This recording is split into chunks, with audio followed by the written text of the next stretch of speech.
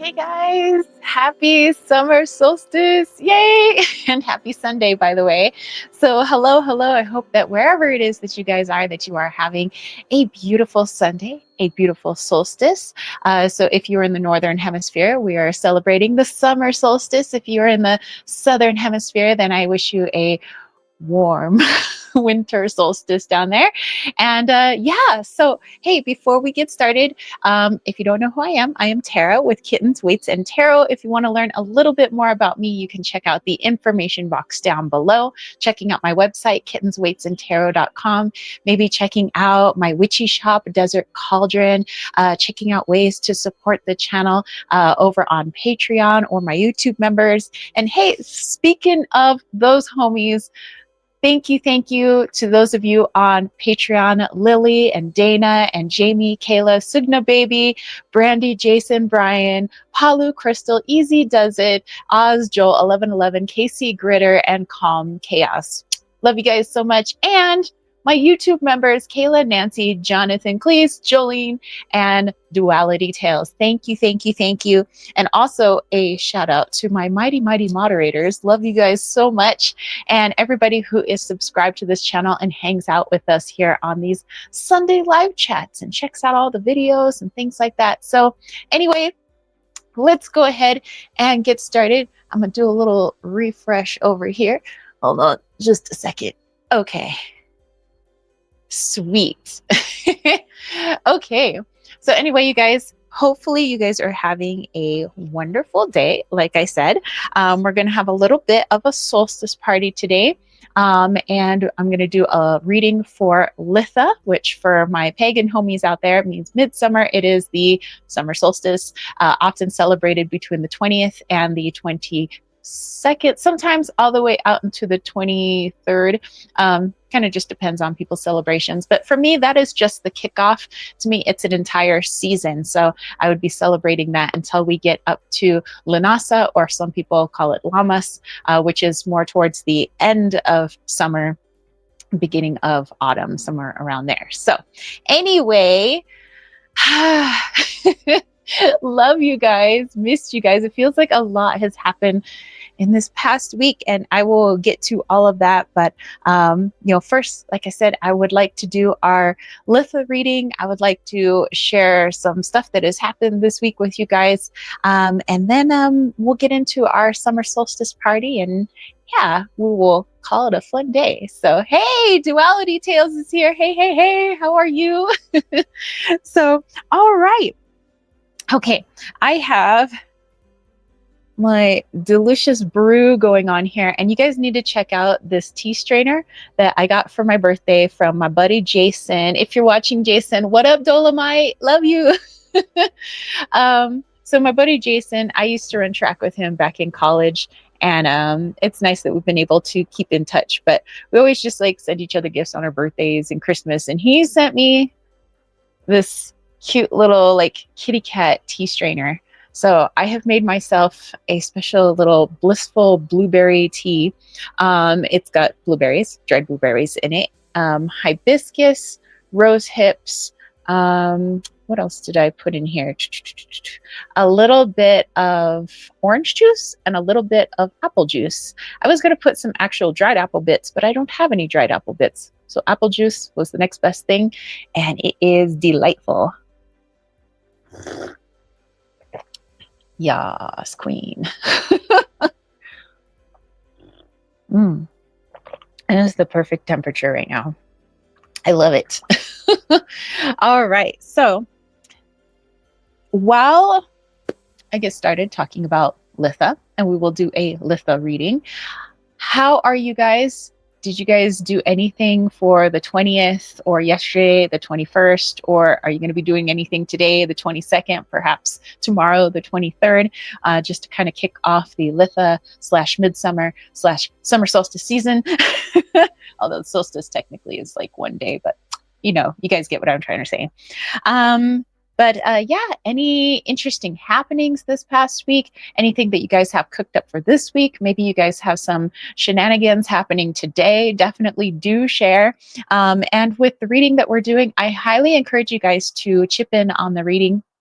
as well, because I think that it creates a more well-rounded reading. Instead of just hearing from my higher self, like, what does your higher self have to say? What does your soul have to, you know, give us in terms of, you know, messages for this upcoming week? So whether you're going to be channeling those messages, just tapping in, you know, some good old intuition, maybe you're going to be slanging some cards and accessing your intuition in that way. Maybe you're utilizing runes or charms, whatever it is that you guys utilize. I encourage you guys to, like I said, jump in on that reading. But okay, I have the Hedge Witch Book of Days by Mandy Mitchell. This has been my go-to book for several years. I got this secondhand. I forgot where I got this. It was some thrift store somewhere in a time long ago. But I absolutely love this book. So much valuable information, a lot of really good recipes. I wouldn't say there's a whole lot of spells in here, but there's a lot of good recipes. And I love to cook. I love to bake. A lot of good stuff, and stuff about the Wheel of the Year. So if you guys are interested, definitely check it out. Maybe even better if you can find it secondhand. And also Amazon's really good at finding secondhand books as well. So Hedge Witch Book of Days, Spells, Rituals, and Recipes for the Magical Year. Again, that is by Mandy Mitchell. Marina's, hello. She says hello, Tara, and everyone. What is up? Okay, so I have this actually super cute bookmark that was given to me by my boyfriend's sister for my birthday. And it's adorable. Okay, so I want to read a little bit about what this author has to say about the summer solstice, Litha, before we dive into our reading. Of course, this will be from her point of view, and her point of view is out in the UK. So a lot of what she's talking about, a lot of the plants and things like that, are about her surroundings, you know, and what she sees during Litha. And of course, everybody's going to see something different. I know that when we type in Litha or midsummer or summer solstice on the computer, sometimes it seems like it's just pinpointing maybe one region or another, but really we celebrate in whatever region we are in. In the northern hemisphere right now, like I said, we're celebrating the summer solstice, and in the southern hemisphere we're celebrating the winter solstice. And so it makes it much more personable. Instead of doing something generic that we find online, that we find what is happening in our own backyard. So, you know, if you live in a place where it's mostly like shrubbery, or maybe you live in a more deserty type place, or a place where you have big pine trees, you know, you have to embrace the environment that you're in, embrace the season. You know, if you are living in, let's say, Hawaii in the United States, then your summer solstice is probably going to look a lot different than if you live in, let's say, like Alaska, or if you live in Canada, or, you know, you live in Montana or Nevada, you know. So embrace the flora and fauna that surround you and what the sun feels like for you at that time. Okay. So let's read about the summer solstice. And I keep seeing in the reflection of my phone these crazy hummingbirds. I don't know if you guys will be able to see them. Next time they go over to the feeder, I'm a pinpoint my phone over there, because they're zipping back and forth like a bunch of little crazy heads. And that's because we put out some more of their crack water, aka sugar water, last night. So obviously the hummingbirds have gone to bed, but this morning they saw that all their feeders were full. They're like, ah, so little eyes rolled in the back of their heads. Okay, summer solstice, Litha. In June, all focuses on that big round ball in the sky, the sun. Our ancestors track their year not by the cute kitten calendar, of which we all have variations, but the movements of the planets, sun and moon. They knew that midsummer, June 21st, or Litha, as it is also called, was the longest day and shortest night of the year. They knew that this was the time of maximum daylight for doing anything needed doing outside. So midsummer was a time of great thanksgiving and celebration. We only have to look to the monuments built to mark the sun's passage at both midsummer and midwinter to know how important it was to our ancestors to recognize these times of year. And again, like I said, this is from the author's point of view. I am so very blessed to live in Wiltshire, a county of so many ancient monuments. I grew up knowing all about the turning of the wheel and the celebrations at sun monuments. Every year when I was a child, the police presence around Stonehenge and Avery henge grew as the number of people wishing to celebrate the sun increased. It makes me happy to know that so many want to celebrate at these ancient stone circles that were built in line with a sun's path so its rays could shine between the stones as it rose at dawn. Stonehenge is around 5,000 years old and represents such a massive project that it must have been at the heart of ancient British celebrations. In fact, I believe it is the ultimate sun temple. The northeast entrance is perfectly aligned to the midsummer rising sun and the midwinter sunset. This can't be a happy accident, and there must have been some very clever builders afoot at Wiltshire. And if you guys are interested, I did a channeling on Stonehenge, so definitely check that out as well. And thank you to all the beautiful guest interviewers that I have had. So many different backgrounds, so many points of view, so many fabulous questions.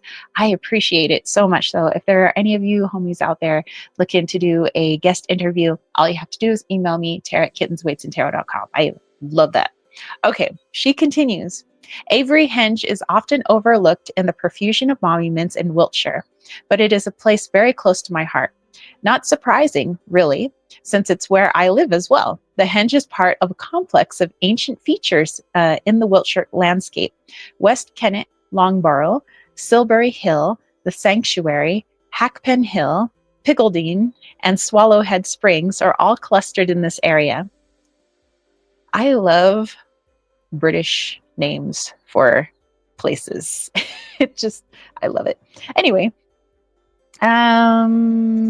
these monuments are all amazingly beautiful and were important to our ancestors. At midsummer, the stone circle comes alive with the beatings of drums and people partying till dawn to welcome the rising sun.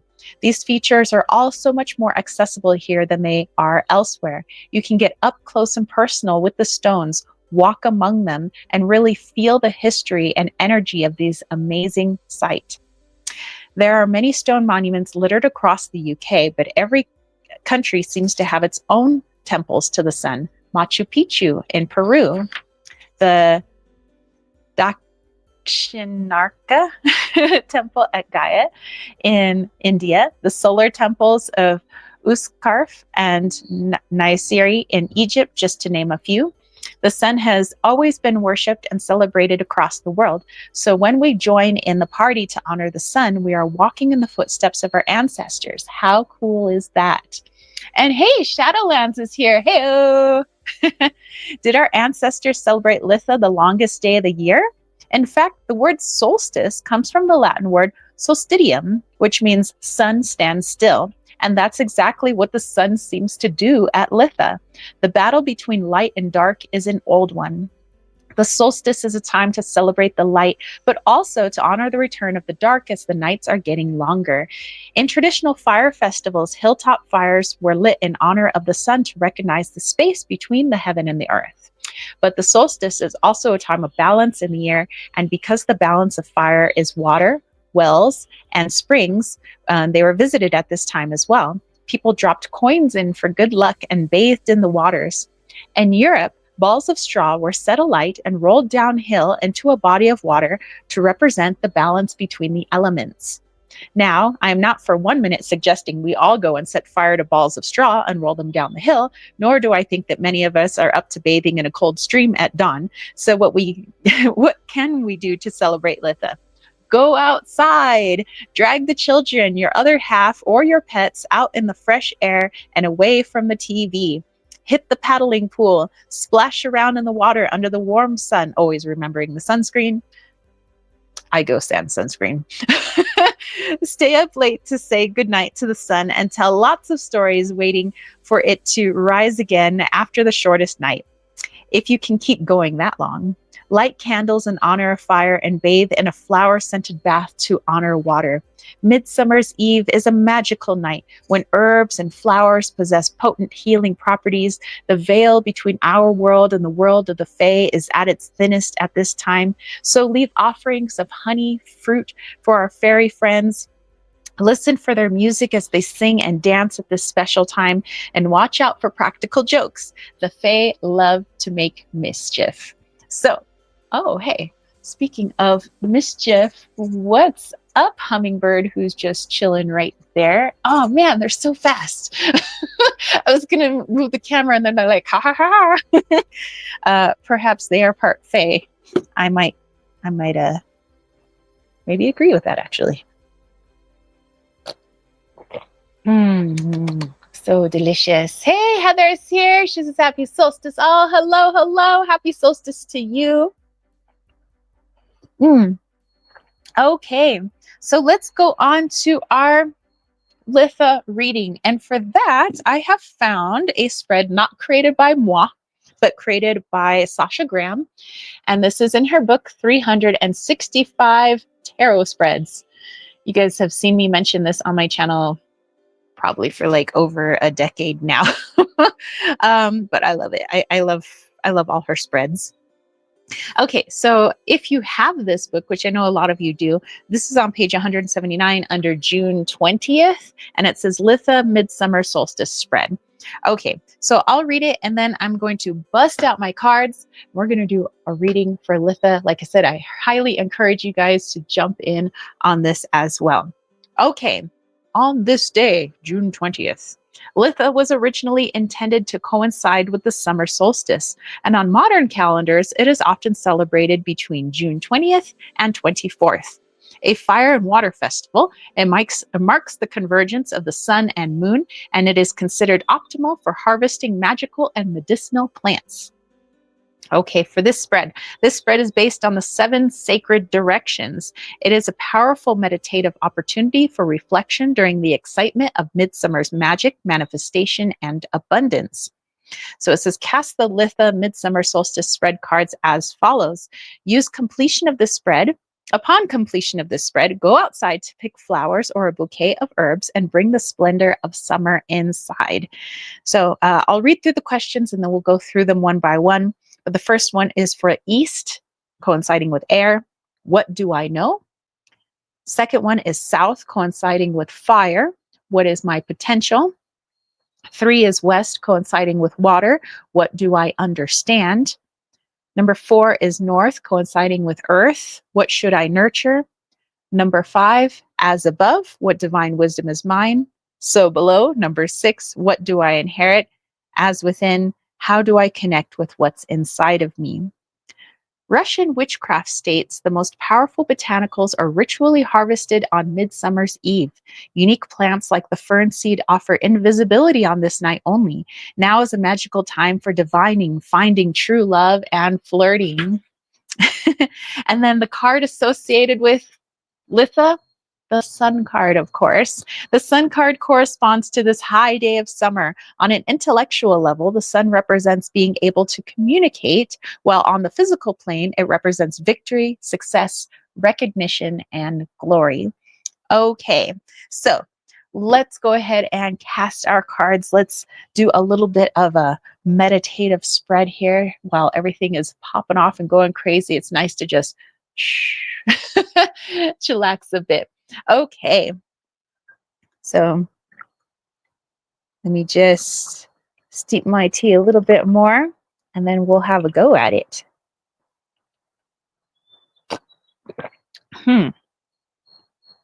Sometimes I'm really smitten with myself when I make myself like a really good tea. I'm like, good job, me.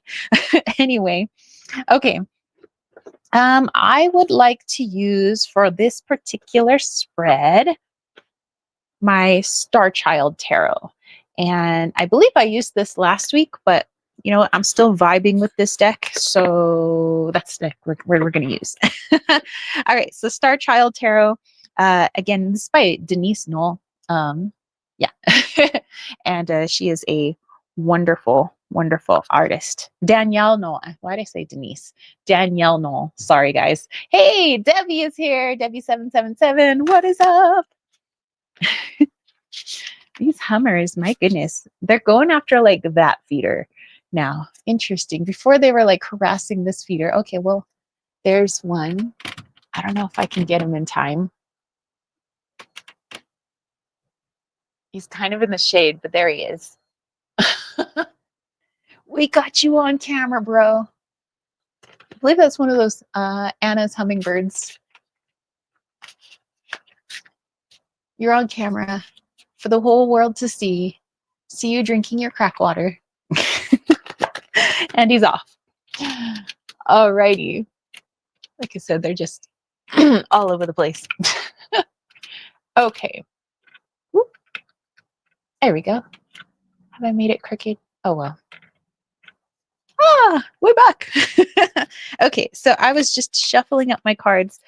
All right, so feel free to follow along with this spread, or you can go back, watch the replay, and get all the questions again there. But we're going to go through the questions one by one, so don't fret. Even though I went through all the questions, I always go through them one by one again, so you haven't missed anything. Let's see, Heather says, ooh, I missed your tea recipe. Your flower crown is so, beautiful. Oh, beautiful. Thank you, thank you. So the tea recipe, I put in 3 crushed rose hips. I put in a teaspoon of hibiscus. I put in, what else the heck did I put in? Oh yeah, a teaspoon of dried blueberries. And then into the water, I put just a splash of apple juice and a splash of orange juice. And it's really good. So nice and simple, but I thought kind of summery. I thought it would be nice.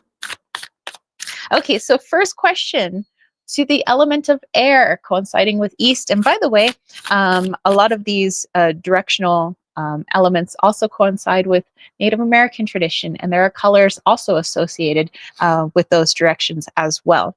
So east, air, what do I know? What do I know at this time? Let's see. So we'll do this. For me, I'll do it for the collective. For you guys can do it personally. Heather said, thanks, yum. Yeah, definitely try it out. I think, there's a lot of those ingredients should be readily available in most places. All right, what do we know? What do we know? Only the shadow knows. All right, what do we know at this time? We have the Ace of Crystals.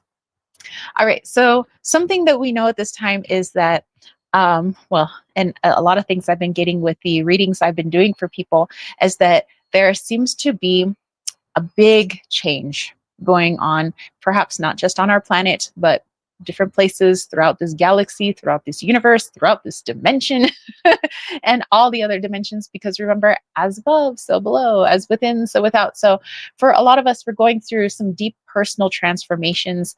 We're going through, for some people, it feels like a dark night of the soul, basically really going through it. A lot of stuff being brought up from the past, a lot of learning, a lot of healing, and whatever way that may be presenting itself to a lot of people at this time.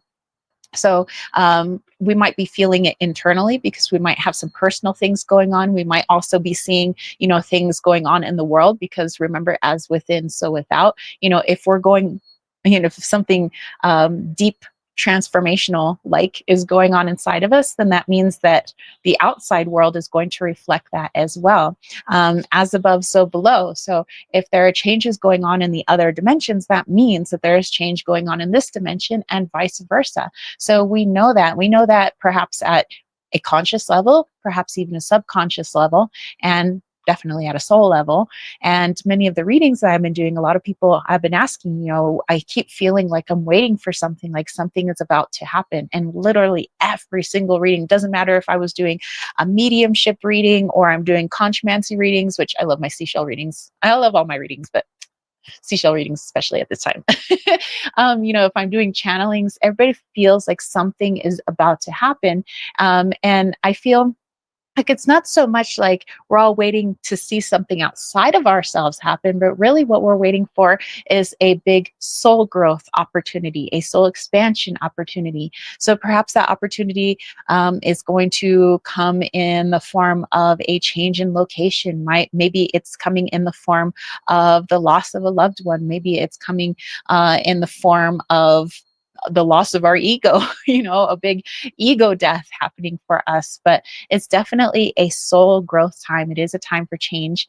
And I feel that this time of the summer solstice, where we're celebrating Litha and we're celebrating midsummer, that this return of the sun is the remembrance. The sun is just a representation of our soul, of the source energy, of the fire within. And so when we see this and we celebrate it, it's not that we're worshiping the sun. We're saying, hey, I remember my light within myself. I remember the warmth and the ability to guide myself, that I am my own best compass. And all I need to do is to look within, that fire within. And so with this Ace of Crystals, which again would be like our Ace of Pentacles, it's just a knowing that there is a change coming and that we are ready for that change. That change wouldn't come if we weren't ready for it. All right. Kind of went off on a tangent, but here we go. Number 2. Tarot and Oracle for the soul. Hey, it says, I love the flower crown. So pretty. Thank you. I love when I get to bust out my flower crown. I'm like, hey. And then Dana's here. What up, soul sisters? Hi, friend. Love the crown. Thank you. Thank you. And Tarot and Oracle was also saying hello to everybody. Hello. All right. Número 2. Question 2. Sud, fire, fuego. What is my potential for the South? What is my potential? So again, for the collective, what is our potential at this time? 9 of Cups. We have the potential for some like ego shattering, soul elevating, freaking abundance in the form of multiple pathways and opportunities and timelines before us. We have that opportunity at this time. Again, we were talking about that Ace of Crystals, the Ace of Pentacles, where we know that there's a something coming, but we're ready for whatever it is that thing that is coming, that change for us in our lives. And again, it's probably going to start at a personal level before we start seeing it in our reflected in our outer world. And if some of you are saying, wow, I've already seen a lot of things happening in the outer world, that's probably because there's a lot of change that's happening within you, because that change outside of you couldn't happen if there weren't change going on inside of you. Okay, so what is our potential? Again, it is that 9 of Cups. It is that just everything, literally infinity is in front of us right now. It's choose your own adventure. Where do you guys want to go? And go there. There's nothing stopping you. There's nothing blocking you except you at this time. So if you feel like, well, I'm stuck, I can't really go here or go there, you got to ask yourself why.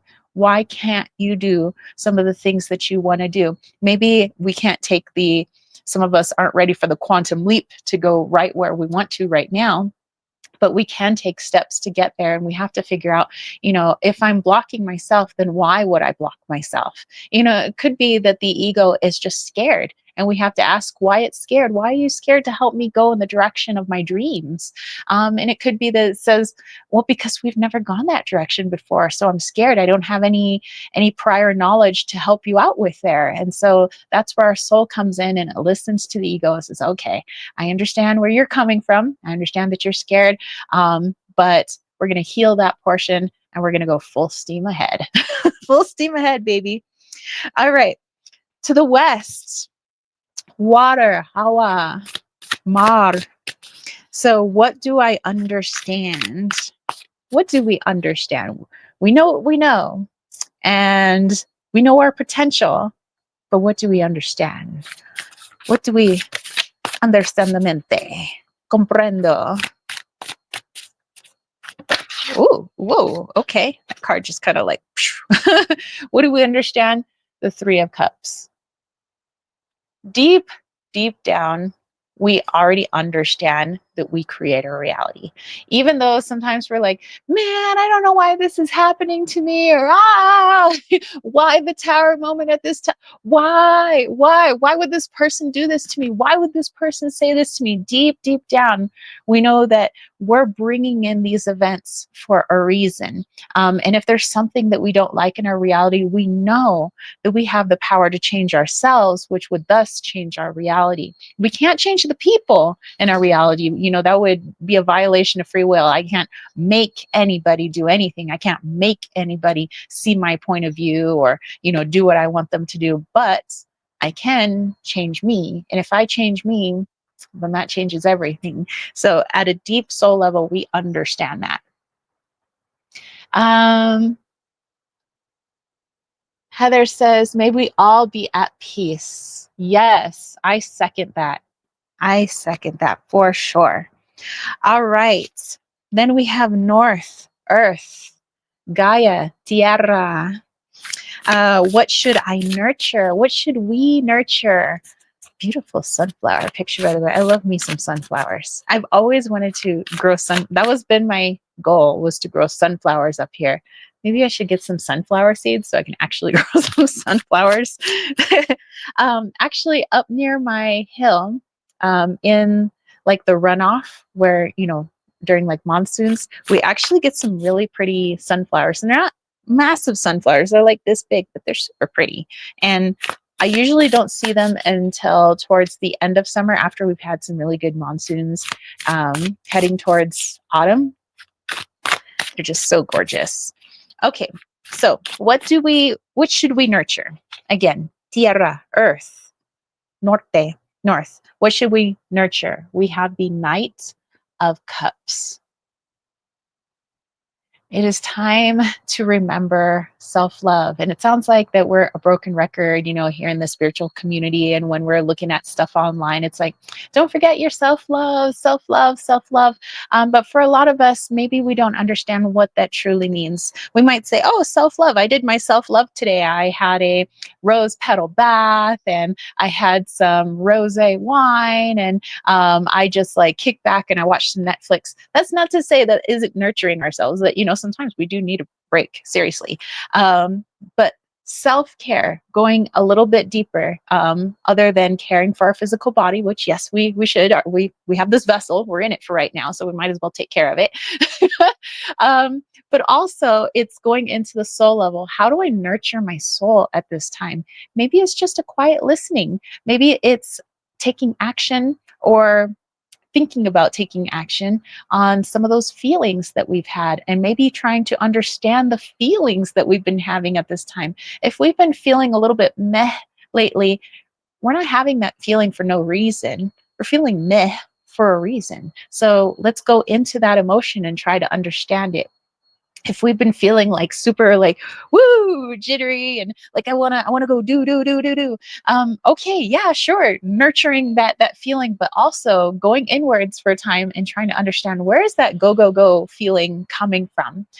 That is also a part of our self-care. I don't want to say that is the only way to do self-care. I'm just saying it is a part of it. So yes, binge watching something on Netflix while having mint chocolate chip ice cream and going to go take a bubble bath, or all of that. Yes, part of self-care. However you guys do self-care with the physical vessel, but also going inwards and listening to, trying to understand repeating thoughts that are coming up for you, repeating feelings that are coming up for you. Perhaps you see some synchronicity in repeating numbers, maybe feathers falling from the sky, maybe seeing some crazy hummingbirds everywhere.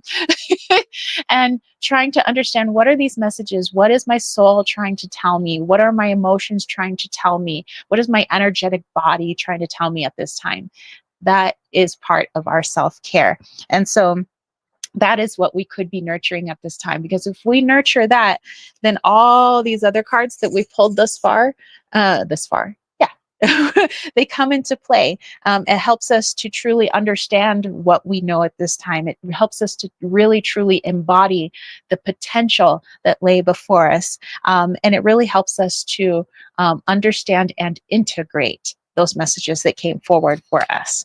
Okay, so then we go as above, What divine wisdom is ours? What divine wisdom is ours?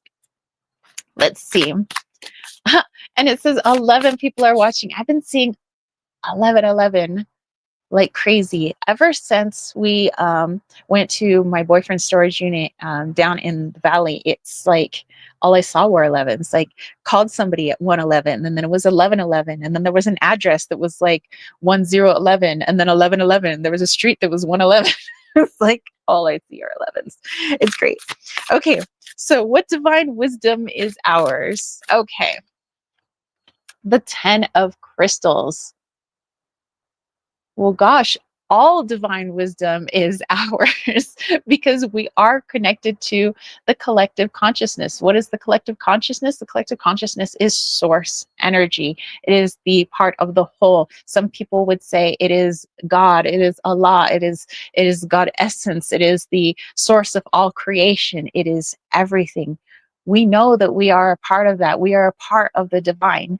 And so that wisdom is all there for us. And so if we can bring ourselves to a point where we go inwards and we truly connect to that soul, that divine portion of us, that soul essence, that energetic, we have access to everything, all truth. We don't need to find it in a book. We don't need to find it on a YouTube channel. We don't need to find it from our best friend. These are all beautiful mirrors and reflections. Yes, we can learn a lot from them. But if we want soul truth, to know what is truth for my reality, for my journey forward so that I can have clarity, I have to go inwards. I have to connect to that piece of me that is me. I am a piece of that. It is me. I am it. We are that source energy. We are that collective consciousness. Okay, so below, what do we inherit? What are we inheriting right now? We got the hands up. Yay!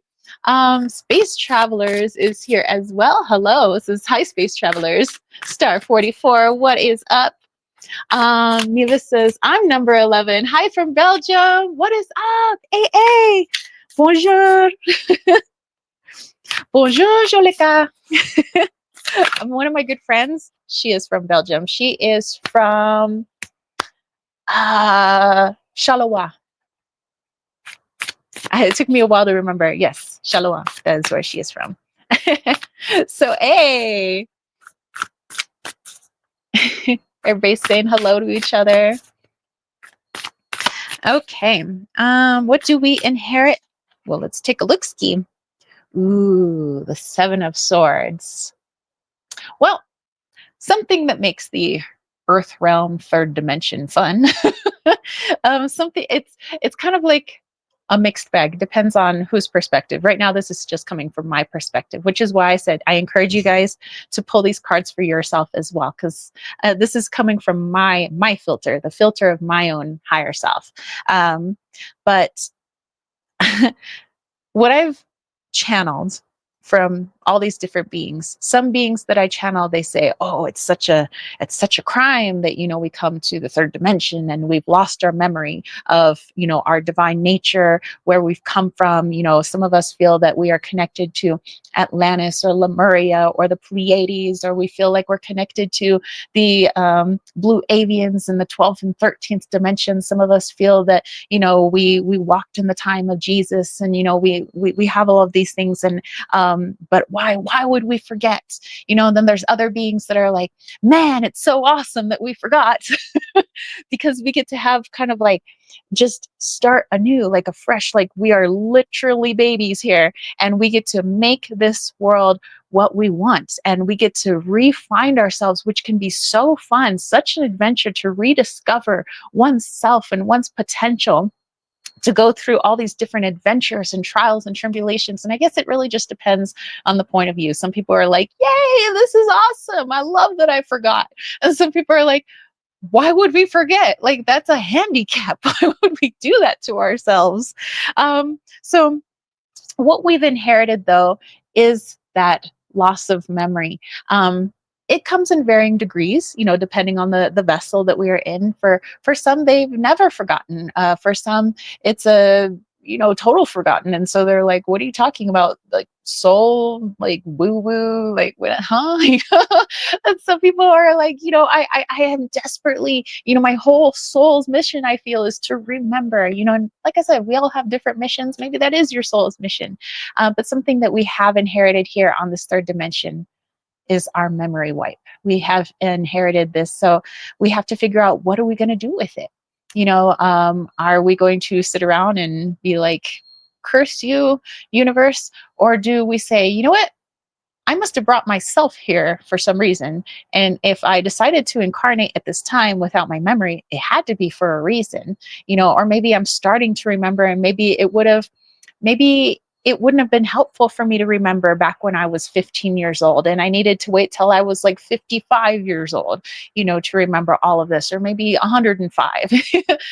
Or maybe the whole point of this existence is that I don't remember because I wanted to have a truly physical experience, one where it was sans my soul during this lifetime. We all live these different aspects because it does help the collective consciousness. But this is, yes, something we have inherited. We have inherited an ego, and that ego has forgotten where it came from. Okay, so last question number 7. How do I connect with what is inside of me? Okay, so how do we go into this heart space? How do we connect to that soul? Like, how do we do that? Um, let's see. Neva says, I'm from the north, Dutch speaking part of Belgium. Your French is cute. Wishing you all a wonderful day. Oh, thank you. Thank you. Oh, yeah. I forgot my my friend, she told me there was a word for it. It was like mixed, like French and almost sound like French German almost. And it was interesting because even though I wouldn't say I'm like at all fluent in French or German, um, a lot of English is Germanic in nature. And yes, we do have a lot of French in English, but like she was playing this TV show for me, and it was, I believe it was from the north, and I could actually kind of almost understand what they were saying based on some of the prefixes, suffixes, and root words that we have taken from German into English. And I was like, wow, that is so fascinating. Okay, so how do we connect with what is inside of us? I'm so easily distracted. Hashtag Gemini mind. Okay. And our card is 10 of Cups. What a beautiful card to come out. Collective consciousness, source energy. How do we connect with what is inside of us? It's going inwards to the point where we feel we have returned to something familiar. Some might say it's a return home.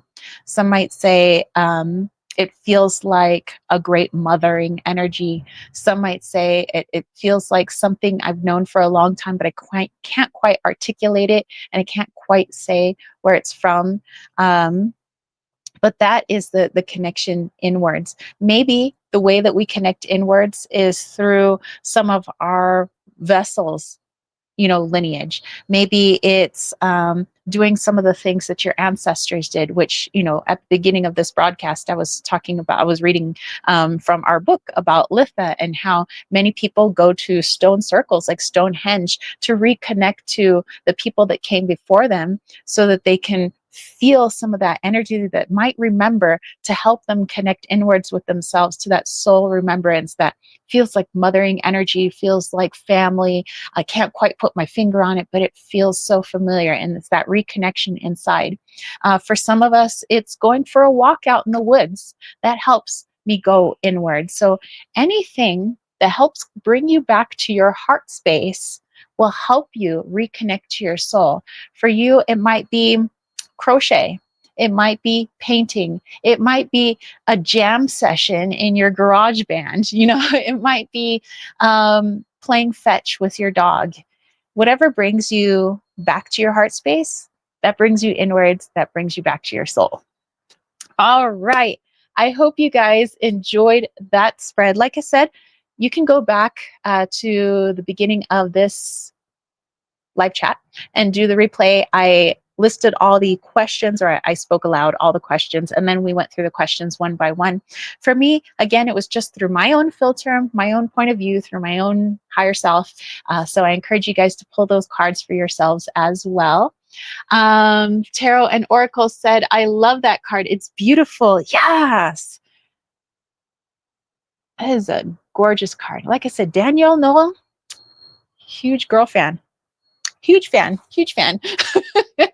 Okay, so let me put this away for now.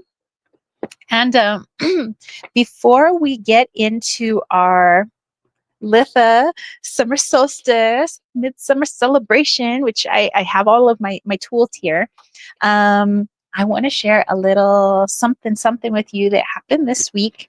So let me just put these here, like so. Okay. Put these decks in front of me. Oops, this goes over here. Okay, I'm gonna have a little bit of tea, and then we'll do a little story session. Okay.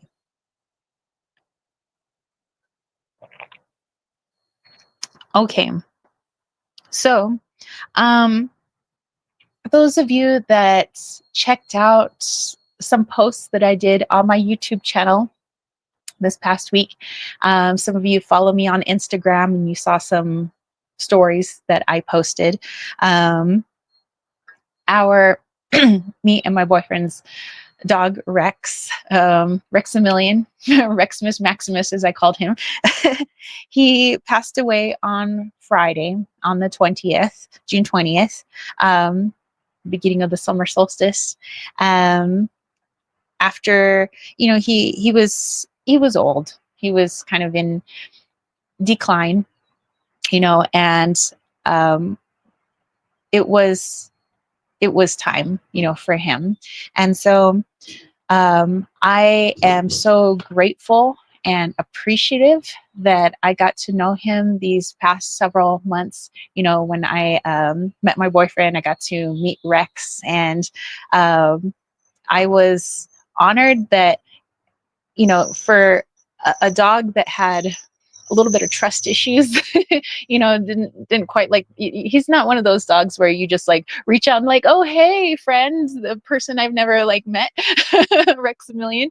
But he didn't like that. He had to get to know you first, kind of warm up to you, and then, and then it might be okay for you to touch him. But it seemed like he allowed me to just kind of do that with him. I mean, not maybe the first day I met him, but it seemed like he warmed up to me really fast, and I felt really honored with that. I loved the connection and the bond I was able to make with him. And he previously was down in the valley with my boyfriend, but they moved up here to the mountains, and Rex absolutely loved it. I could tell, he loved being able to smell all the different smells of all the wildlife that come through here, smelling the scent that comes off the trees, the scent on the wind, just all the different happenings here. And even though his eyesight had pretty much failed him, his ears weren't so good anymore, his hearing,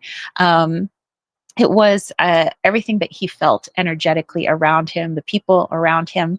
And so it was I would say for like a week, 2 weeks, I could just tell that he was not, he was having a harder time. I mean, his hind legs, they didn't work so good anymore. His hips hurt and everything. And it just seemed, it was harder to get up. And sometimes it was harder to go outside and go to the bathroom. And it seemed like he might have been having some issues with his kidneys, because he would, cough a little bit more, and he would drool a little bit more.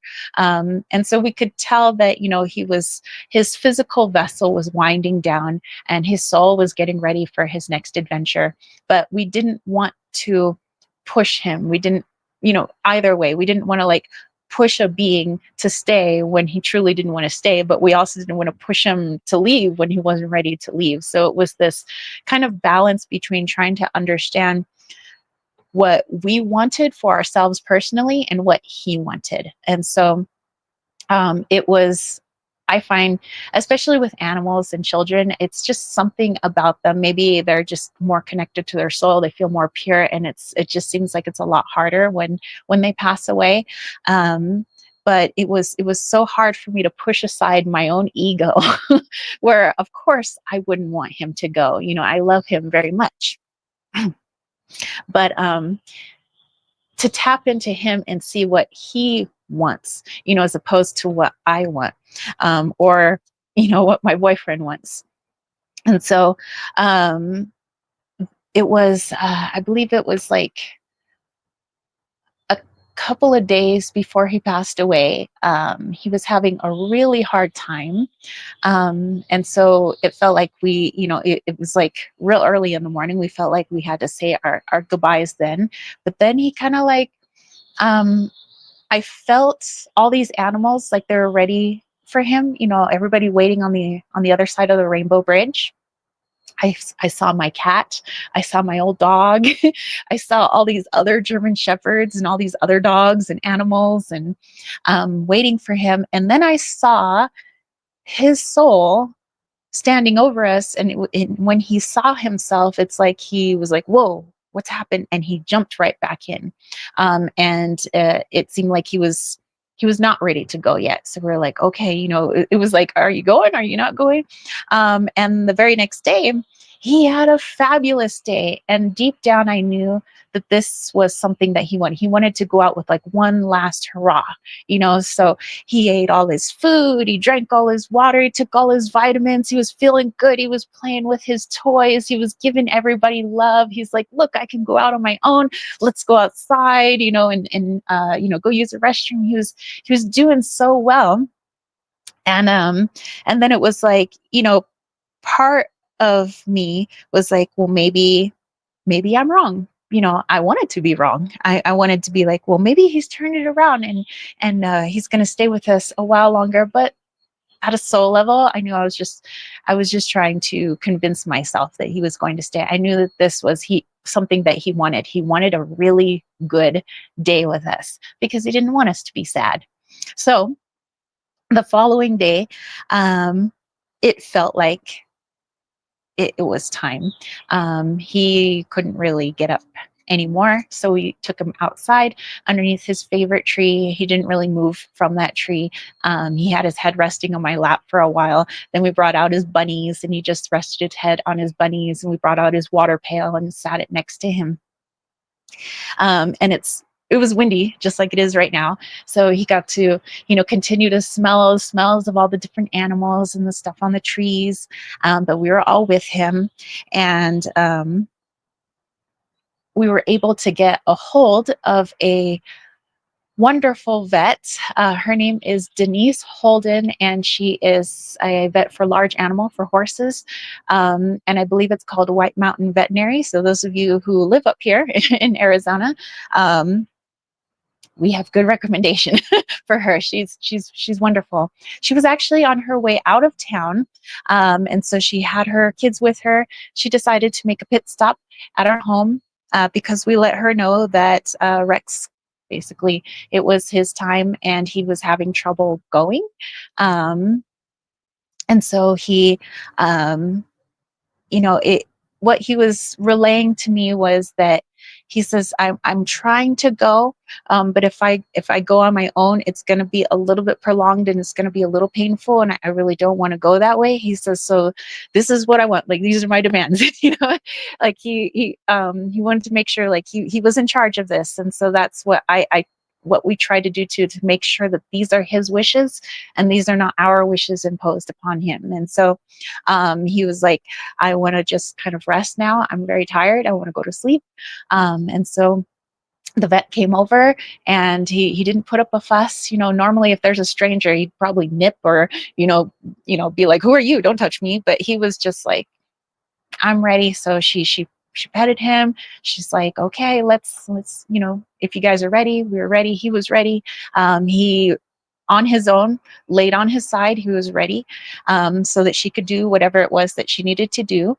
My boyfriend's sister came out. her dog. So Maisie, you guys have seen Maisie before, and we were all there. We were all holding him, and he's fully, excuse me. um, so it was, I felt such peace with him afterwards. And we do miss him a lot. Um, and I know those of you guys that have animals, almost all of you guys do, and little kids, you know that they they they leave such an imprint on your heart. And you know, something I learned that when I was younger, my father would tell us that he didn't want my brother and I to have a dog or to have pets, because according to my dad, he says that, you know, animals, they don't get to live as long, they just pass away. And I don't want my children ever to understand what it feels like to lose a pet and to be sad and to cry. But I feel that pets teach us how to love because they're not here for very long. And because they're so heart-centered, and children are so heart-centered, and they're so open and loving, that they teach us a lot about ourselves, and they teach us a lot about our hearts and how to open our hearts. And that's why it hurts so much when they pass away. I'm so sorry, you guys. um, but and so, you know, I know that at some point we'll get another dog or cat or whatever, because I want to continue learning from them, to continue to keep my heart open, and to understand more about myself and more about the world around me. And I know that Rex really helped me out with that, as well as my pets that came before him, and all the friends that came before him. And so, anyway, I wanted to share that story with you guys because I did a reading last night. I called in his soul, and I did a Rainbow Bridge reading. And it's a reading that I actually offer other people. And I'm so used to doing that reading for others, for other people who have lost pets. And originally, I created that reading with the help of my cat Presley when he passed away. And I was just so, so sad. And I didn't understand at the time why he had to go. And his soul came in and he said, "You have a lot of questions. Let's write those questions down and let's answer them." And it ended up becoming my Rainbow Bridge spread that I use for my readings. And I know that it helped me so much. So I wanted to offer it to other people. And so I've used that spread for others in their healing, you know, and understanding why their pets had to go when they did. For some people, they feel it wasn't fair. I don't think it was their time, you know, and so there's a lot of these unanswered questions. And so that's why I've used that spread for that. And so I figured, you know, it helped me once before. It's helped so many other people. I need to use it on me. So that's what I did. I pulled those cards last night, and I asked him, you know, like, you know, what did we have in common? And that was something that I wanted to share with you guys. That's kind of also why I'm telling you guys this story, not because I want to blubber in front of you guys, but because I want to be able to share somebody that was very special to me. He was very special to me, and I know that you guys seeing him, you know, loved seeing him during the live chat. So I wanted to share his story with you guys, but I also wanted to share what he shared with me last night. And it was that he says, back in 2014, Rex was going to be euthanized because they deemed him a dangerous dog, because he was like, I don't know, 2, maybe 3, I don't know, 2, they don't really know his age, but 2, maybe 3 years old. And he would bite. You know, he was very mistrusting of everyone and everything, and he was scared. And so he said that they were going to put him down. He was very aware that he was going to be put down. And he says, at some level, he felt like, I deserve this. I'm a bad dog. I deserve this. He says, but somewhere deep inside of me, I knew that I'm not really a bad dog. All these people that, whoever had him before, they told him this, just like some of us that have grown up in difficult households, we've been told we're bad kids, we're bad people. And so sometimes we feel like we don't deserve, anything good in our lives. And Rick says that's how he felt. He says, but on the day he was supposed to be put down, he says he had made a decision. It was subconscious. This was not conscious. He says, but subconsciously, I made a decision that I'm not a bad dog and I actually don't deserve this. And he says, at that moment, my boyfriend showed up. They had called him because my boyfriend was a dog trainer. He knew how to take care of dogs who were difficult and, really turn them around and help them out. And so he said that he's never found a dog he hasn't been able to help. And so he showed up. And, long story short, he was able to take Rex home. He was able to help Rex. He turned Rex around. He showed Rex what it is like to love somebody, to trust somebody, and that it's okay to accept love, and that people aren't going to abandon you, and that you do have to put your trust into people. And Rex says, that's something you and I had in common.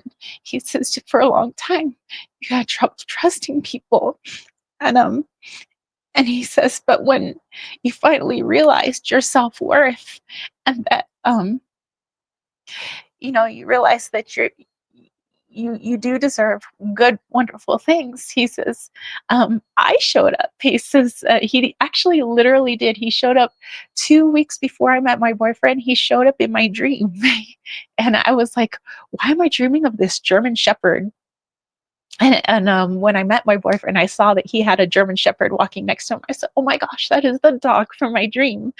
But Rex was like, when you made that decision that you were worthy of wonderful things happening in your life, when you finally connected to your heart space, he says, it's the same thing that happened to me.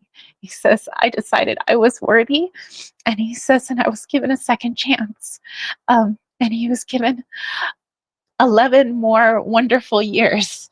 So I wanted to pass that message along to let you guys know that sometimes life is difficult for us because of what we believe, because of maybe what people have told us.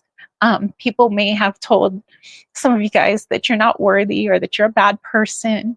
Maybe it's when you were a little kid and they told you you're a bad kid. And we keep that with us when we're adults. And it's not until we realize that was their projection. It's not true. It's a story that's been created by somebody else. And we've decided to make it true for ourselves.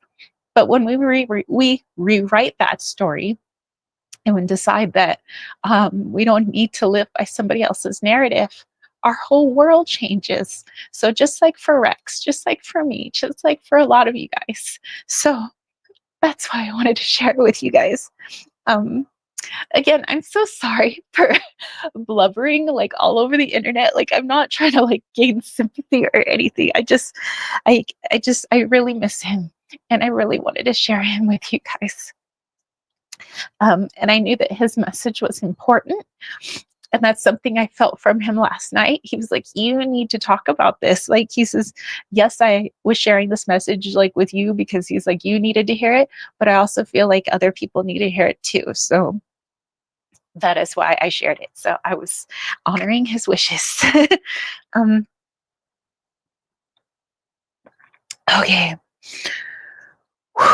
Okay. I'm gonna pull it together now.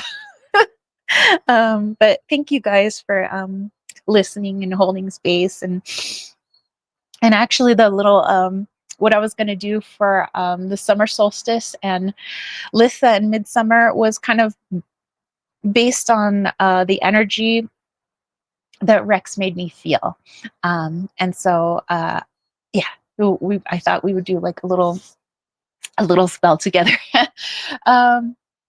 let's see. Let's go back. I missed a lot of your comments. Let's see. Tarot and Oracle said, hugs to you. Sorry for your loss. Thank you. Aniva said, sorry about your furry friend. Thank you. And by the way, all the beautiful messages that people sent on Instagram, through email, through messaging, through my YouTube channel. Thank you. Thank you for those of you that were sending those positive vibes to help him have a smooth transition. I know he felt it because the moment that I posted those things, it was like 5 Mississippis later, like probably when the first few people had seen it, and they already, their intentions were going out of, I'm sending this dog that, you know, we don't know, but we're going to send him some positive vibes for, excuse me, a smooth transition. Like his head popped up and he like looked around, like all of a sudden he could feel you guys. So I appreciate it. I truly do. I know that he appreciated it as a lot as well. John said, oh, Rex, all the love, duality tales, rest in peace, Rex. Heather said, hugs, nothing like dog love. Yes. And she said, no apologies necessary ever. We're holding up in spirit and we're going through similar stuff with our Nico. So thank you. What a beautiful experience. Mimi said, so sorry for your loss. Your rainbow bridge has helped me so much with my pug lost through the years. I'm sending you love. Thank you. I'm so glad it's helped you. Like yeah, I was like, man, I've done this reading so many times for so many other people. I was like, I need it again for me, you know? Um, Mimi says rainbow, yeah, for the Rainbow Bridge readings. Marina says lots of love and support to you. I know it's hard. Rex had a nice life with you. Lots of love to him. Maybe he met a few of my kitties on the Rainbow Bridge, and they have a pet family there. Oh, I bet. And even my stepmom, I was telling her because, well, her birthday was actually on Friday, the day he passed away, and she said, you know what? She says, I bet you my sister's waiting for him on the other side of the Rainbow Bridge. She says that her sister was like the ultimate animal lover. Like she says, she was kind of part animal herself. So she says, he's going to be in good hands. She goes, all those animals, my sister, probably all the other like animal lovers, they're probably all just waiting for him. And I knew, I could feel it, I could see it, you know? So I knew that they were there for him. And he said, by the way, he says, I'm busy right now. He says, there's so much happening, so much going on. I have so much to do. He's like, I'm so busy. I have a lot of work. I got work. He says, but at the same time, I'm hanging out with you guys. And I was like, you know, and actually, I woke up early this morning to shut all the windows because it, not that it's getting hot here, but you know, it's been in the 80s. And so, so we closed the windows in the morning before it heats up the house. And so I woke up, closed the windows, went back to bed. And when I woke up again, I woke up because I heard Rex bark. I heard him do his woof. And I was like, and I looked around, and so I got up and I got ready for the live chat. But yeah, I heard him bark this morning. My boyfriend said that he's seen him like more than a dozen times yesterday out of the corner of his eye, just like everywhere. So I know Rex is he's here. He's everywhere. I mean, when you're in spirit, you can literally be everywhere at once, but I know that he's here. Just kind of letting us know, hey guys, don't be sad. I'm here, you know. Tarot and Oracle said, beautiful story. Thank you for sharing. John says, when you love so deeply, there's a gravity that will always pull your heart to each other. Yes. Yes. Beautifully said. Tarot and Oracle says, I love that. He felt our good vibes. He did. He definitely did. Like I said, his head popped up. He was like looking around. Like I was on my phone. I literally had just posted all that stuff, and I was like, and deep down, I was like, you could feel them, can't you? And so, yeah. Thank you guys so much. Okay, let me put this aside, and let's do this fun little candle magic spell in honor of Rex, in honor of every fur baby that has come before us, furry, feathery, scaly babies that have come before us. That I want to tap into the joy that they bring us, and how, like I said, that they remind us how to love ourselves, how to love each other. They remind us how to stay open, how to heal. They are wonderful, which is why, like I said, it is so difficult when they pass away.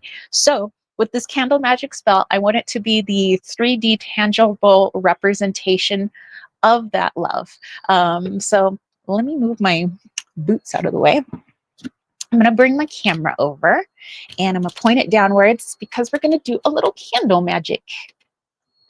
Okay, so they just... Okay, so I'm going to move my cards. Let's go over here. Maybe I can bring my camera down so that it's not so high up so you guys get a better view. So give me a second here. Apologies for the... There we go. There we go. Okay, you guys can see that. Okay, so for this spell, like I said, this is just an honoring and a representation of the joy that the people, the animals, and children that have come before us have brought into our lives, so that we can be reminded of our own inner joy. That every time we look at the sun during, Litha, midsummer, summer solstice, like I said, the sun is a representation of our own inner light, our own inner fire. And in that fire is love, there's joy, there's peace. And oftentimes we see that joy, love, peace, that fire in others, oftentimes in animals, and children. So this will be a representation of that, just to bring a little reminder into our home. So for me, I'm using an orange candle, just, and I have my orange lighter because it reminds me of solar, like sun energy. You guys don't have to have these colors, but just, whatever is appealing to you, what feels good to you. If you want to dress this candle, meaning you want to put like essential oils on it or herbs, something that feels joyful, sun, like vibey, just you can do that. If you want, you can even do a printout of a picture of like your an animal that you love who had brought you joy and reminded you of your own inner joy, or a child or a friend, and you could put their picture on this candle as well. So there are a lot of things that you could do to help remind you of that joy, and that joy exists within you as well. Love, peace, healing, all of it exists within. So if you want to write their name, if you want to put their picture, if you want to put sigils that remind you of that, then that's what we're going to do. So I have my orange candle. Like I said, you pick whatever kind of candle you guys want. And I have my athame here. And what I'm going to do is actually, I'm just going to draw a symbol of the sun. So I'm going to take this out of here, and we're going to do a little sun symbol.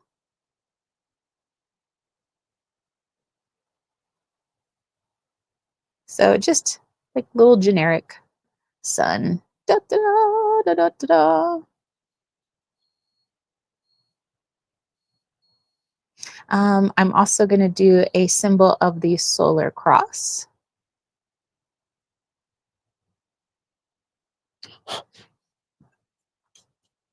Okay, so for me on my candle, it's going to look just like that. So I have the solar cross here, and I have like my symbol of the sun.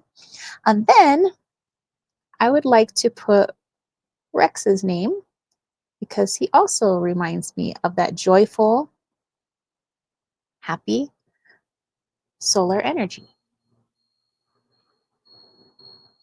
Love, healing, all of that. That's what Rex reminds me of. So there's his name up there as well. Okay, so I put my athame to the side. Might want to put it in a fireproof dish, just so we don't have any mishaps. Okay, so I have a few crystals here with me. I have some quartz points. So I found 4 quartz points for the 4 directions. And I love using sunstone at the time of the solstice. So I have 4 tumbled sunstones here. So what I'm going to do, actually, I'm going to turn this. So north for us is like that way. So I'm going to put north, east, south, here we go, and west. Okay, looks just like that. And then maybe I'll just put that knife out of the way. And then I'm going to put my stones. I'm going to put a little sunstone on the next to each of these quartz points. So I have the quartz points emanating out because I want the energy that I'm infusing in here, I want it to point outwards so that everyone and everything can feel that joy, love, healing that we feel at the time of Litha. And also whoever or whatever you have infused into here with their love, joy, and healing, that radiates outwards as well. And I want that radiating energy to radiate through this point, through the sunstone, which I believe has like happy, joyful, healing vibes, and continues outwards so that we can all feel that.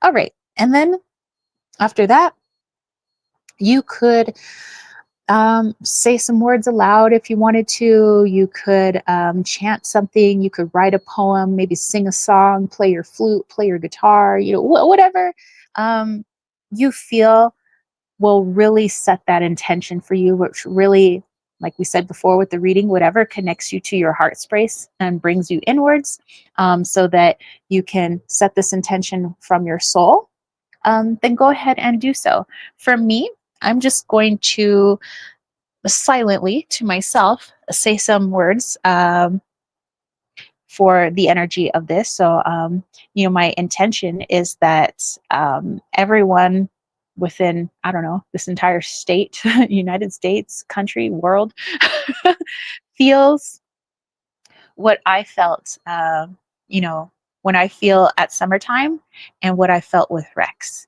which is joy, love, healing, just openness, kind of the Fool card, you know, adventure, all of that. And I want us all to feel that. And so that is my intention. And so I'm just kind of like saying those inner words a little bit differently, but that's ultimately my intention. And then when I feel I'm ready, or when you feel you're ready, you go ahead and light your candle. You could burn it all the way down if you would like, or you could burn it for a while and then burn it again the next day and the next day and the next day until it is burned all the way down. Whatever works best for you. Just remember that if you have your candle going and it's unattended, make sure you extinguish it before you leave, or before you go to bed. All right. So right now we're going to light.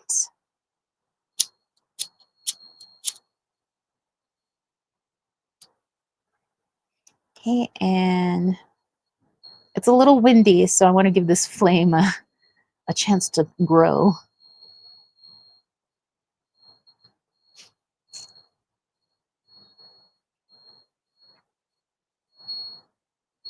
All right. So like I said, a little windy, but we have our flame going. It might blow up, but that's okay. We're outdoors, so I'll relight it when we go back inside.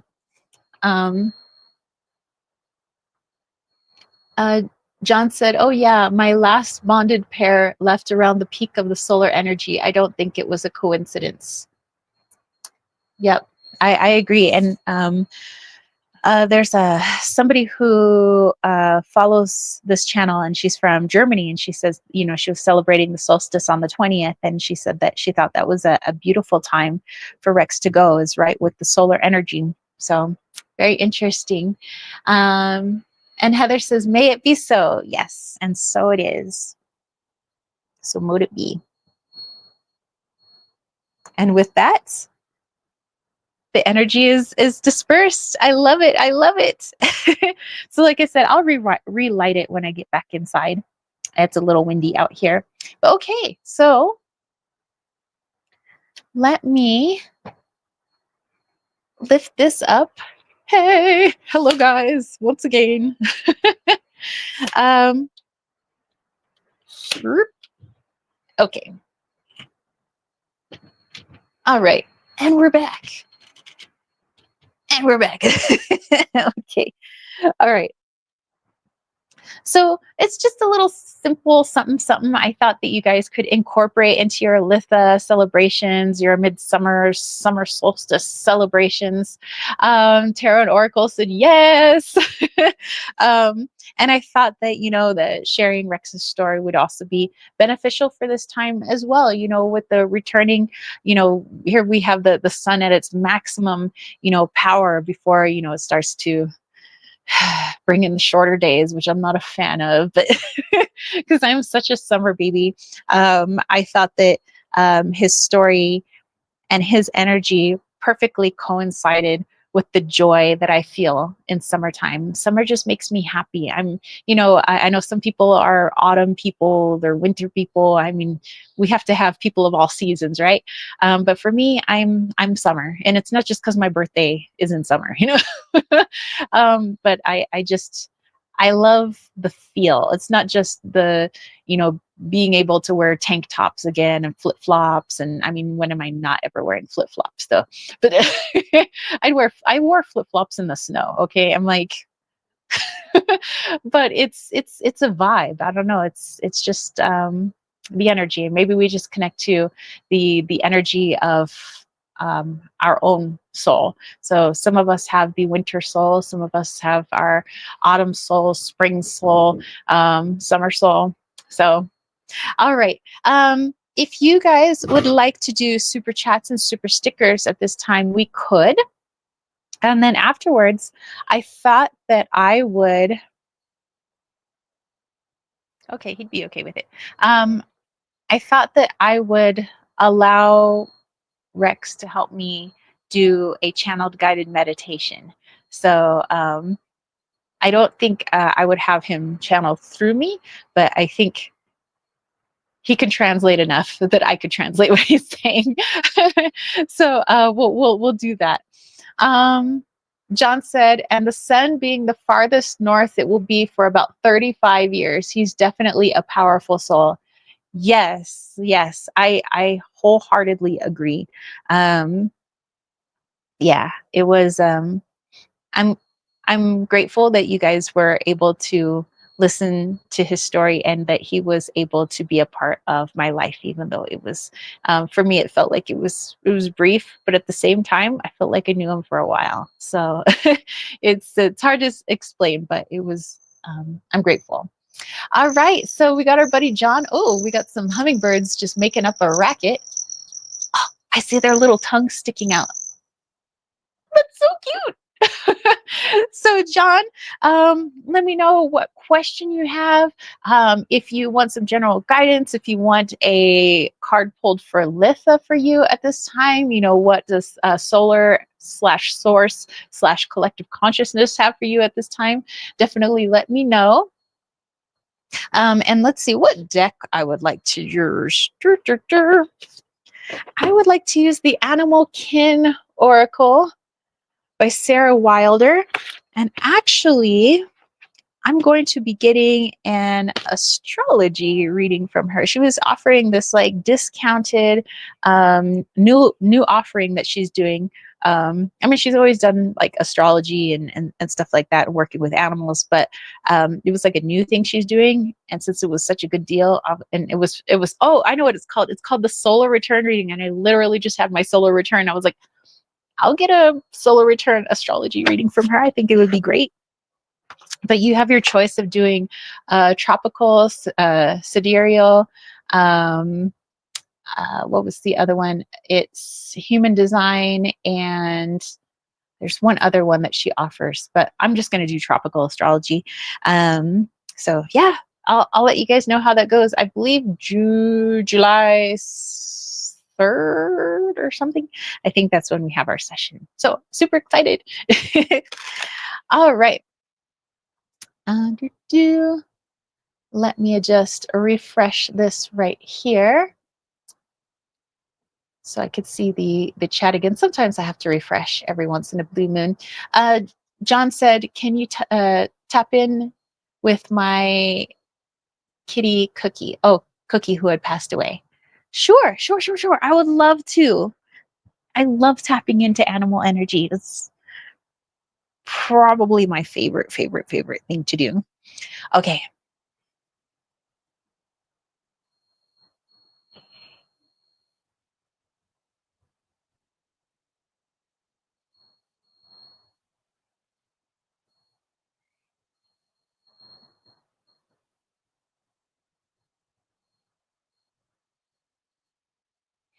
Okay. Maybe the name of the song is Boogie Wonderland, but it's this da, da, Boogie Wonderland. Da, da, da. So that's like playing surrounding Cookie. Very interesting. Let's see what else comes through. Da, da, da, da. I'm like really jamming. Cookie's got some good taste.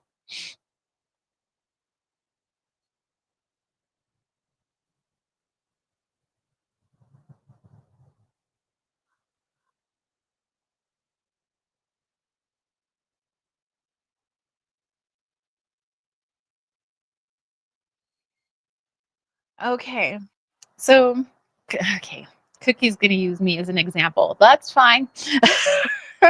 um, Cookie was saying that just like before when I was apologizing for having so many tears in front of you guys. It's like literally I'm trying like not to cry on the internet. um, but Cookie's like, well, crying is an emotion, and emotions are what make people human. So, are you denying your humanness? So, but Cookie was more using me as an example for you.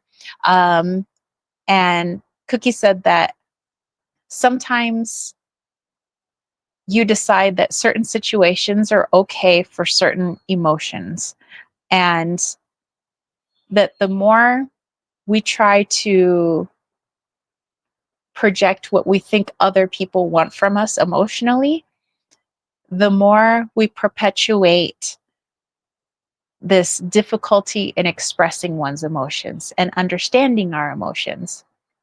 So Cookie said, if, let's say, a song comes on the radio or you're watching a movie and tears come out, whether it's tears of sadness or joy, or I don't know, maybe you're laughing so hard the tears are coming out. But instead of stifling those and saying, "Oh, well, now's not a good. I can't cry right now because this person will, you know, tease me, or I'm at work right now and I can't be doing that." That the more we play into this role of emotions are a sometimes thing, just like we think of Cookie Monster, cookies are a sometimes food. It's like then the harder it is to connect to those emotions and try to understand what they're trying to tell us. So he said that although, or maybe it's a she, but I keep getting like he, but maybe she had masculine vibes. But anyway, but Cookie was saying that even though you're better at being expressive and being heart centered, and sometimes you cry when you need to cry, or you laugh when you need to laugh, or you're angry when you need to be angry, that there are still times you feel embarrassed, that even though you're kind of open about it, there's still an embarrassment sometimes, or feeling awkward. And so Cookie's just asking you to look into that. Nothing wrong with feeling awkward. Awkward is actually also an emotion.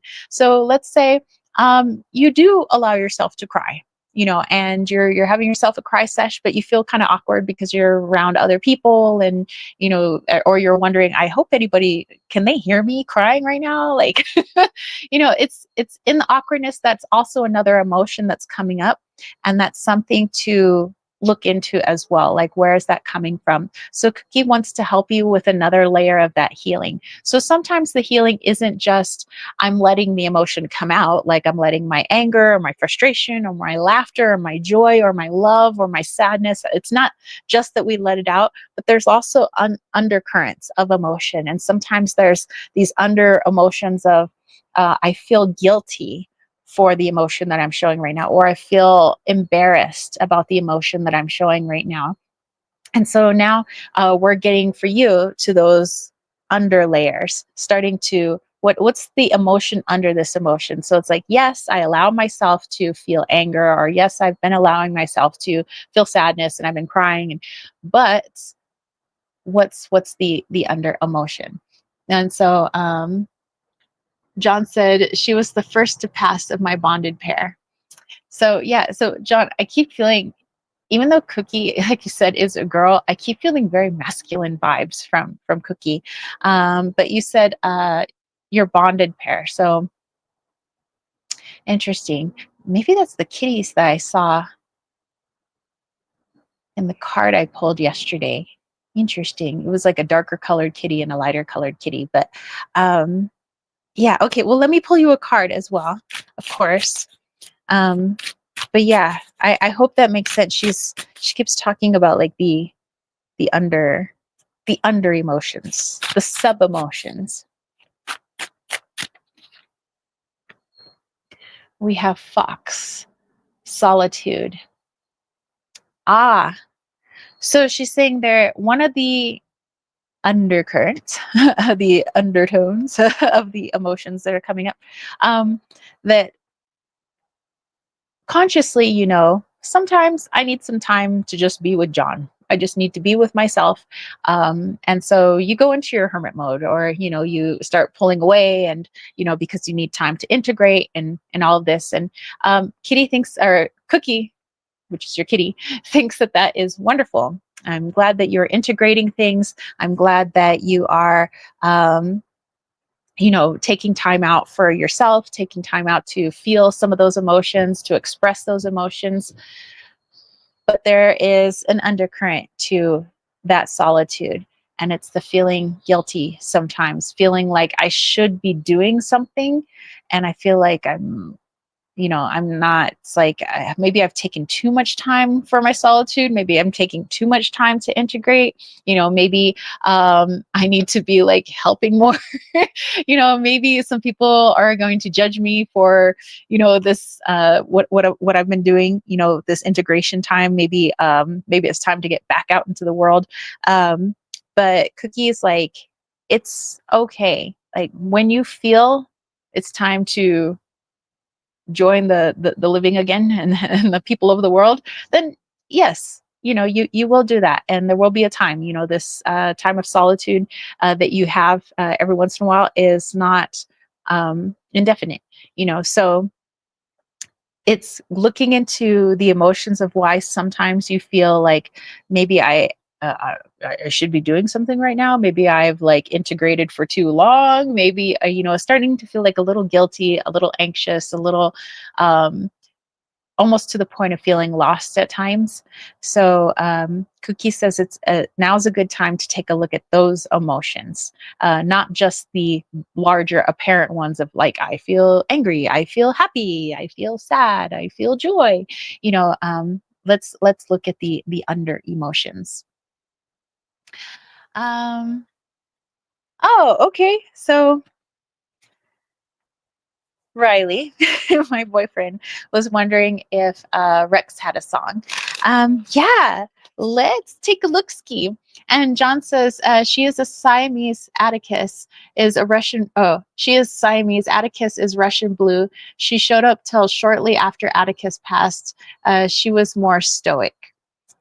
Probably why I get more of that masculine energy. Interesting. So thank you. Atticus. I remember that from one of the books, one of the novels I taught my students in school, my ninth graders, actually. Nice. I love the name. Beautiful. And I like Cookie as well. So thank you so much, John. Okay, so let's tap into Rex and see what his song is. Let me have a little bit of tea here.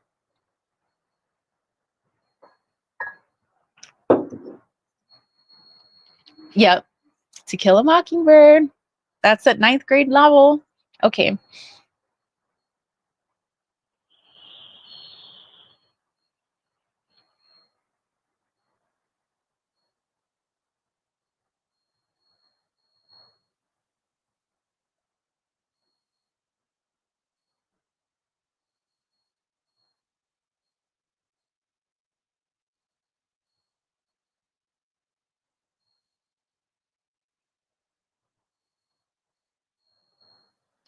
Okay, so Rex isn't showing like a particular song, but he said whenever you played some of the native music, he said specifically with like flute and drum, he liked the beat of the drum, and he liked the flute because he says as he got older, it was easier for him to hear. Um, and drum he could feel as opposed to hearing it. So he says drum, it's easier to feel. Flute, it was easier to hear because he heard more higher pitch stuff easier later. Um, but he really liked Native American music. He says he didn't mind the music that you would play, but he really likes Native music. He says, I like the flute, I like the drum. And the bassier the drum, like the bigger, the louder, the better, because he liked to feel it in his body. And he said um, it felt healing, like it actually helped to alleviate. When he was older, it helped to alleviate some discomfort that he had, like in terms of like aches and pains. He liked the drum. It felt very healing. But he liked the flute because it helped him feel calm. Oh, Rex. Oh, that's well, I guess he liked me playing the drum and the flute though, but he agreed my drum was too small. He liked a bigger, bassier drum because it was easier to feel it inside of his body. Aww. Riley said that makes sense. I could tell he was able to hear higher pitches. I'm glad he enjoyed it. Aww. Aww. Well, maybe I will play my flute today. And one day I will get a bigger drum. The only drum I've made is you guys have seen it. It's kind of a small drum, so it's a higher pitch sounding drum. But I've wanted like a water drum, like a whoom, whoom, whoom, So maybe I will be able to make that this summer. That would be really cool. And that way he can have his nice bassy drum. But yeah, I think I will play my flute today, later today. All righty. Oh, John, hey. All right. So, um, yeah, if you have another question, I'd be happy to pull you a card. Yay. um, I think I have a little bit of tea left. I was gonna make a sun tea with you guys, and then I thought, uh it would take a while to make that sun tea. By the time it was ready, it would take all day. And so we wouldn't really be able to enjoy it together by the time the sun tea was ready. But I'm thinking that maybe this week we'll buy some fruit and everything. And then I can make my cold teas, which I put in the refrigerator. And they're just so good. It's like it brings out the subtleties of the herbs. Like sometimes when you add hot water to herbs, it brings out more of the stronger flavors and the more sometimes it's more bitter or dry, but when done cold, like cold press, sometimes it's a lot more subtle and you can get more of the floral fragrances out of things like hibiscus. It's not so tangy. It becomes actually really sweet, which is interesting. John says, I know Atticus is here, so we might as well tap into his energy. All righty, Atticus. And then Costellini, yay! I would be very happy to pull you a card as well. Um, okay, so Atticus.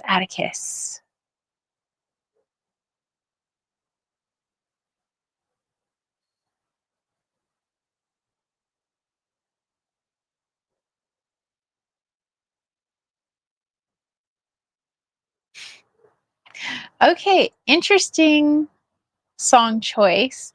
Um, wow, two very different energies where cookies, it was like a, freaking boogie music going on, just like, yeah, but Atticus's music is more like bluesy, slow jam. Um, is Jimi Hendrix Red House. There's a red house over yonder.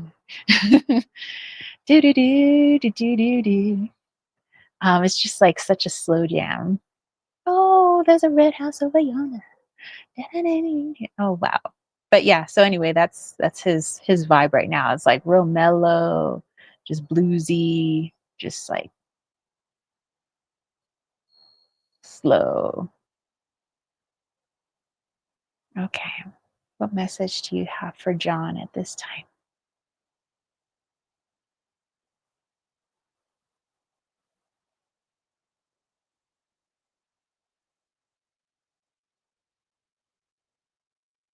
Oh, okay. Okay, completely different message then.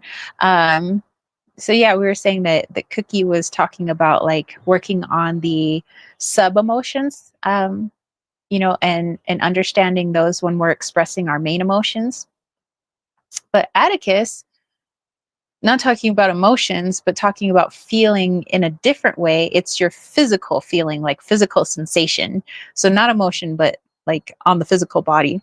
Atticus was saying that sometimes you get these twitches. It doesn't happen often, but like eye twitch, like sometimes you get like a muscle spasm in the arm or like muscle spasm in a finger. It doesn't last for very long. It's just like a little spasm, and you might brush it off as like, oh, that just happens. Like we get muscle spasms sometimes, like that's just what happens with humans. So it's like, like, oh man, my leg is spasming, it's just like you know but Atticus is saying that's actually a part of your intuition. um you know how there are some people that will feel into a room and they just kind of like know, like, oh, I'm like, I just feel weird vibes in this room, or I feel really happy in this room, or but it might be like a physical sensation where they feel cold or they feel hot. For you, it comes in the form of twitches. um John says he's so chill, he liked to ride around on my shoulders. Aww, that's totally like, I'm just like getting that Jimi Hendrix song, just like it's a slow, like, I like that song actually. Red House. um, but yeah, so he's talking about like the muscle twitches. So let's see, um, like what they are for though. Like, are you sensing spirit energy? Atticus, what's he experiencing? Oh, it's the dog card. Forgiveness. So let's tap into it.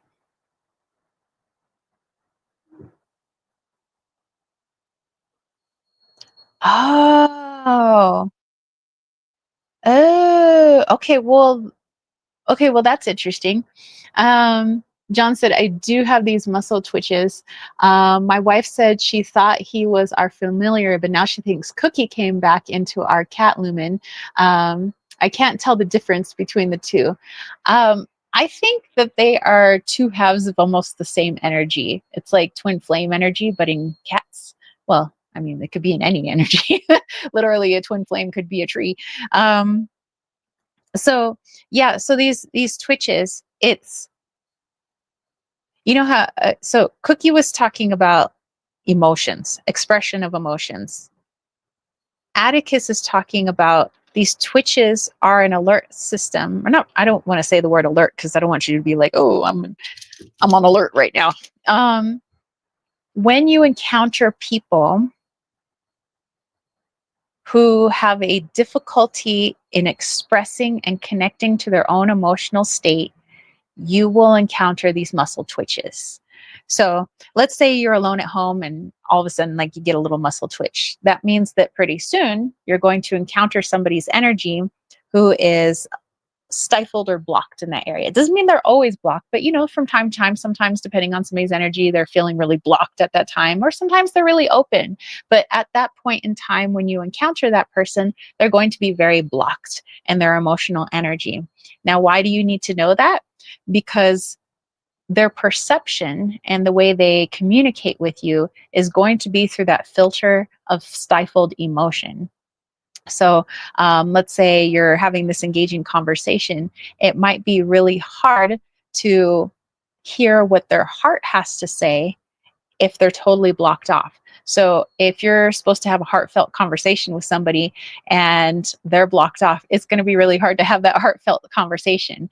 So Atticus is saying that this is really good to know, so that, not to like bring it up to the person and put it in their face being like, hey, I feel like you're being really stifled in your emotions right now, but so that that's in the back of your brain, so that maybe you could redirect the conversation in a way, or perhaps change what you say in such a way that helps them to open up a little bit more, so that you have a clearer connection and communication. So it just makes things a lot easier in navigating your world, when you're um, helping people to be more expressive. So you can't force other people, obviously, to not be stifled or to not be expressive, but that might be a part of their soul journey at the time. But just to make yourself aware, so that sometimes when people say things, you know that it's not coming from their heart, that it might just be coming strictly from their ego, because you already got the alert that, hey, this person's a little blocked off from their emotions right now. And although, yes, your other spidey sense might be able to pick that up, this is just another confirmation of that. Um, let's see. John says, I can't tell in our photo libraries. That's totally me. Sarcasm. Totally me. Nice. It makes sense. That last aura scan I did, the healer basically said it's basically this. Oh, wow. Okay. Interesting. So yeah, so it's like the two cats were talking about feeling, just in two different ways. So one is talking about your emotions personally and how to, continue healing and understanding them. And the other one's helping you to understand where other people are in their emotional state, so that you can read them better, so that you can have a better conversation with them, and you can have more clarity in what people are really trying to say. So, sometimes we get really hurt. We think people are speaking from their heart, and they really aren't. So, uh, and John says, AI can't tell. I can tell. basically, basically. Okay. Well, thank you. Thank you so much, John. And it was a pleasure tapping into those two wonderful energies, Cookie and Atticus. Okay. Costalini said, hi, I want to know what Gabby's favorite food is, like a specific dish, if there's a specific restaurant that's even better. Okay, we can totally tap in. I mean, hey, you're making me hungry. um, John says, and better boundaries. My aura is super open. Yeah, that would help too. Especially, I think the twitchy muscles would help with that too. If you know you're going to be encountering somebody who is a little more blocked off, probably in a little bit more ego, then okay, whoa, I got to remember my boundaries. So excellent. You're very welcome, my friend. Okay, so let's tap into food. I love it. So specific dish, specific restaurant, which you said would be even better.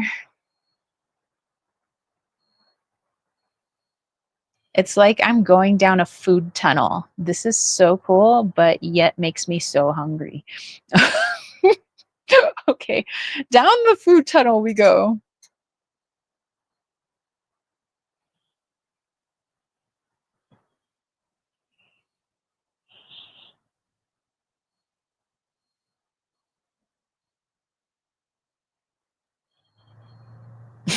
And I don't know why I'm hearing, okay, this band from the 90s called Lit. They had a song called Miserable, Completely Miserable. You make me completely miserable, stuck to a chair, watching this story about it. Everything goes by so fast, making my head spin. Okay. I don't even know what that has to do with the food, but we'll pull a card. Okay.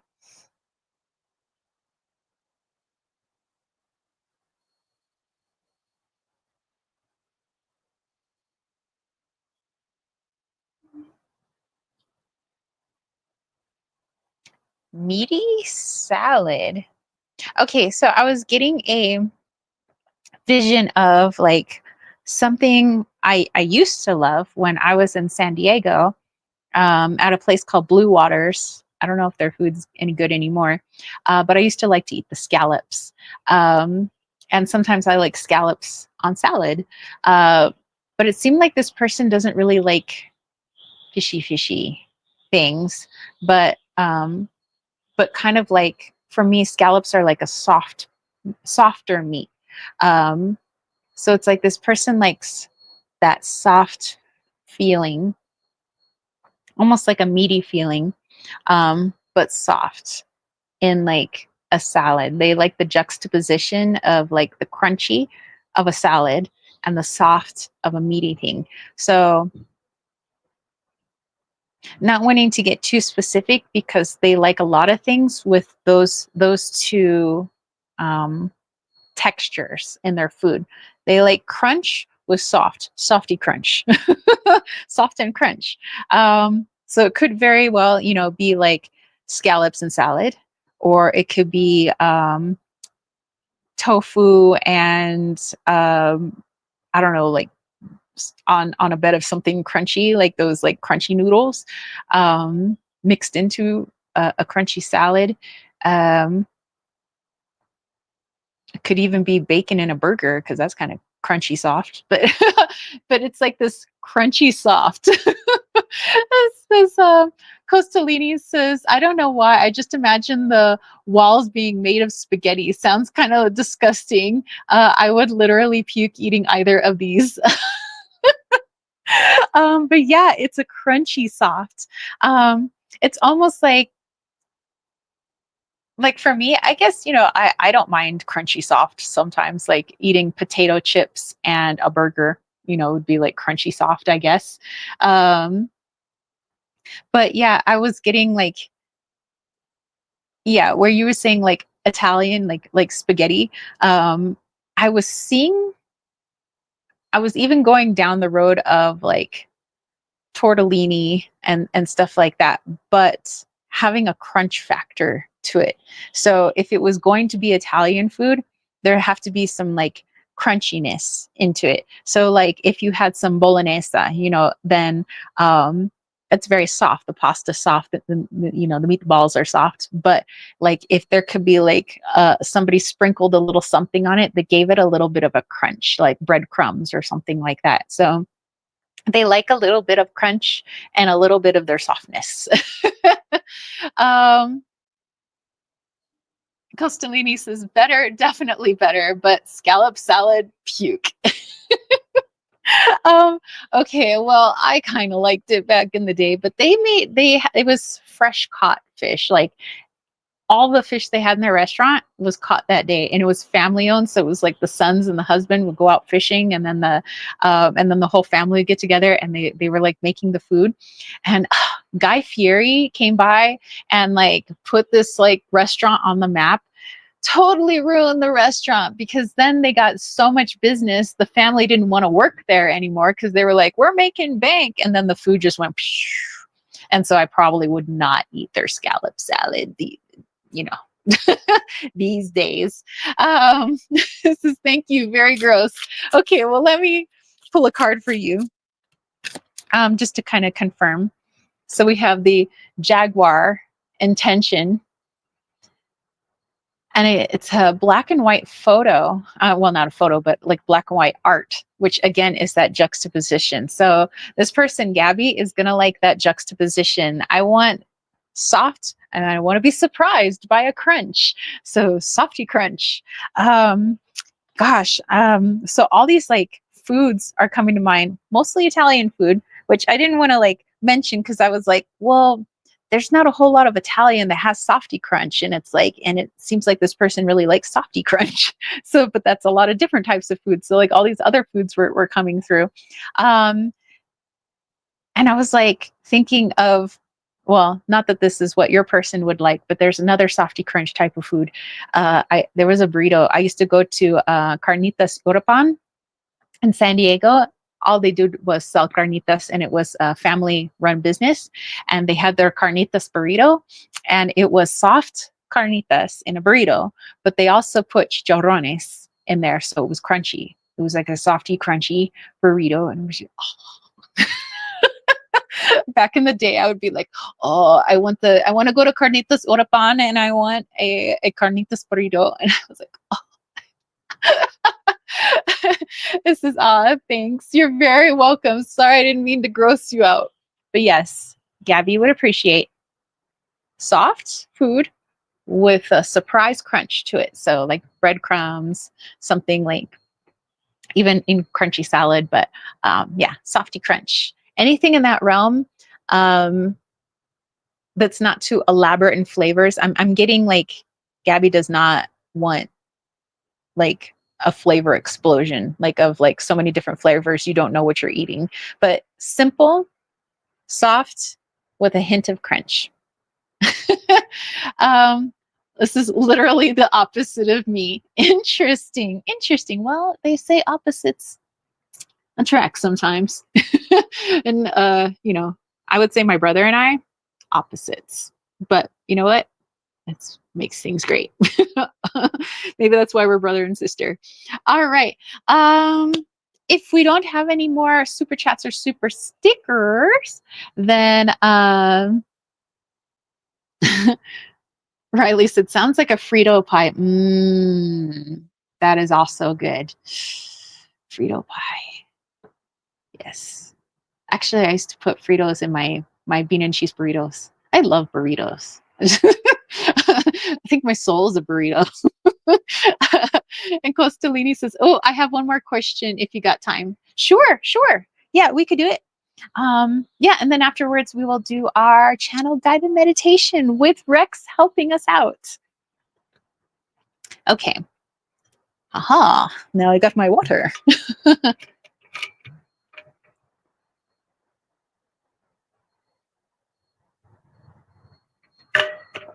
Oh, nice and cold. I forgot that I put ice in there. That is awesome. Okay, Costalini said, my tooth on the upper left beside my canine itches, sometime even though there's nothing wrong.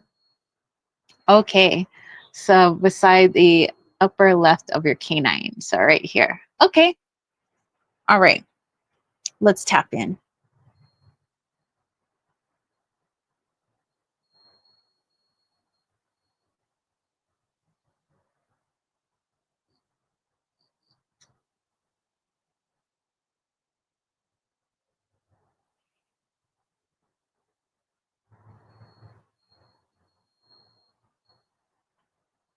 Okay, it's showing me that that particular tooth is related to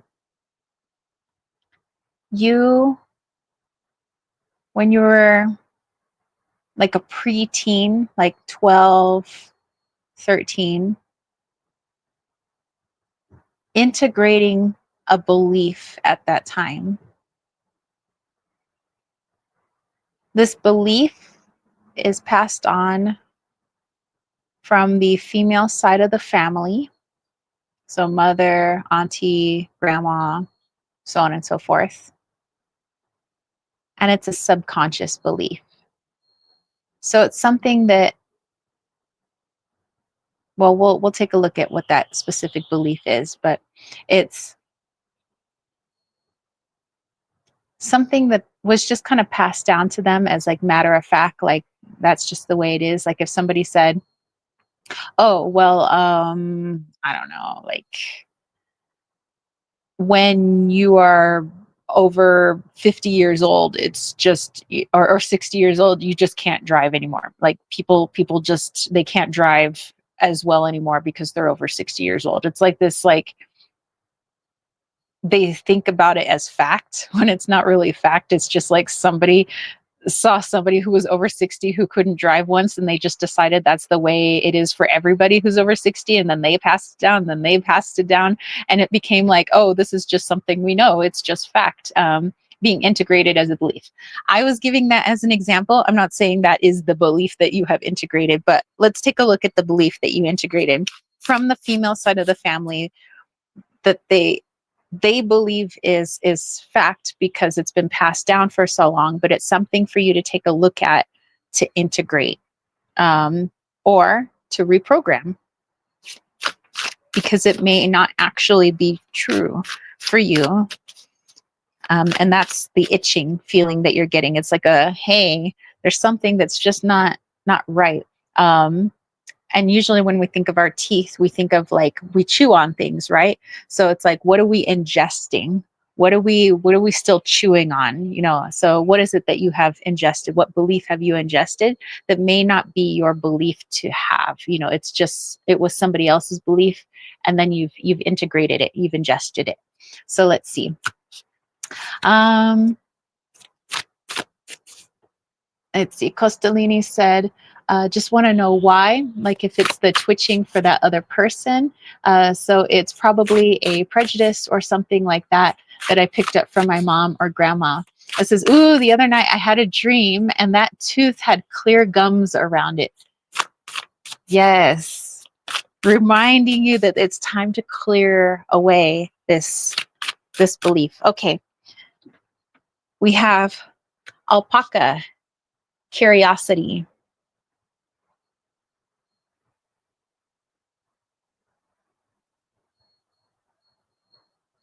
Oh, okay.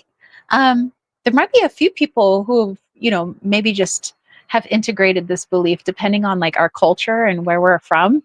But it's sometimes asking questions is rude. So it's, what a unique belief to integrate. So it's where you as a child, you know, children are very curious. They like to ask a lot of questions. And so if somebody who's deemed older, or they're deemed like super smart, they got like a PhD, or, you know, whatever, they're a scientist, that if they're saying something and when you were younger, you wanted to know why, or maybe something didn't make sense to you and you question them, it was rude to question people. Like we don't ask questions like that of the people, like for some reason that like that would be offensive to the other person. So like if somebody said the sky is purple and you're like, but why? I think it's blue. The females in the family are like, that's rude. Like you keep your mouth closed. Like, don't you dare question this person. That is so rude of you. Like, you know, like you are going to offend this person by questioning what they have said.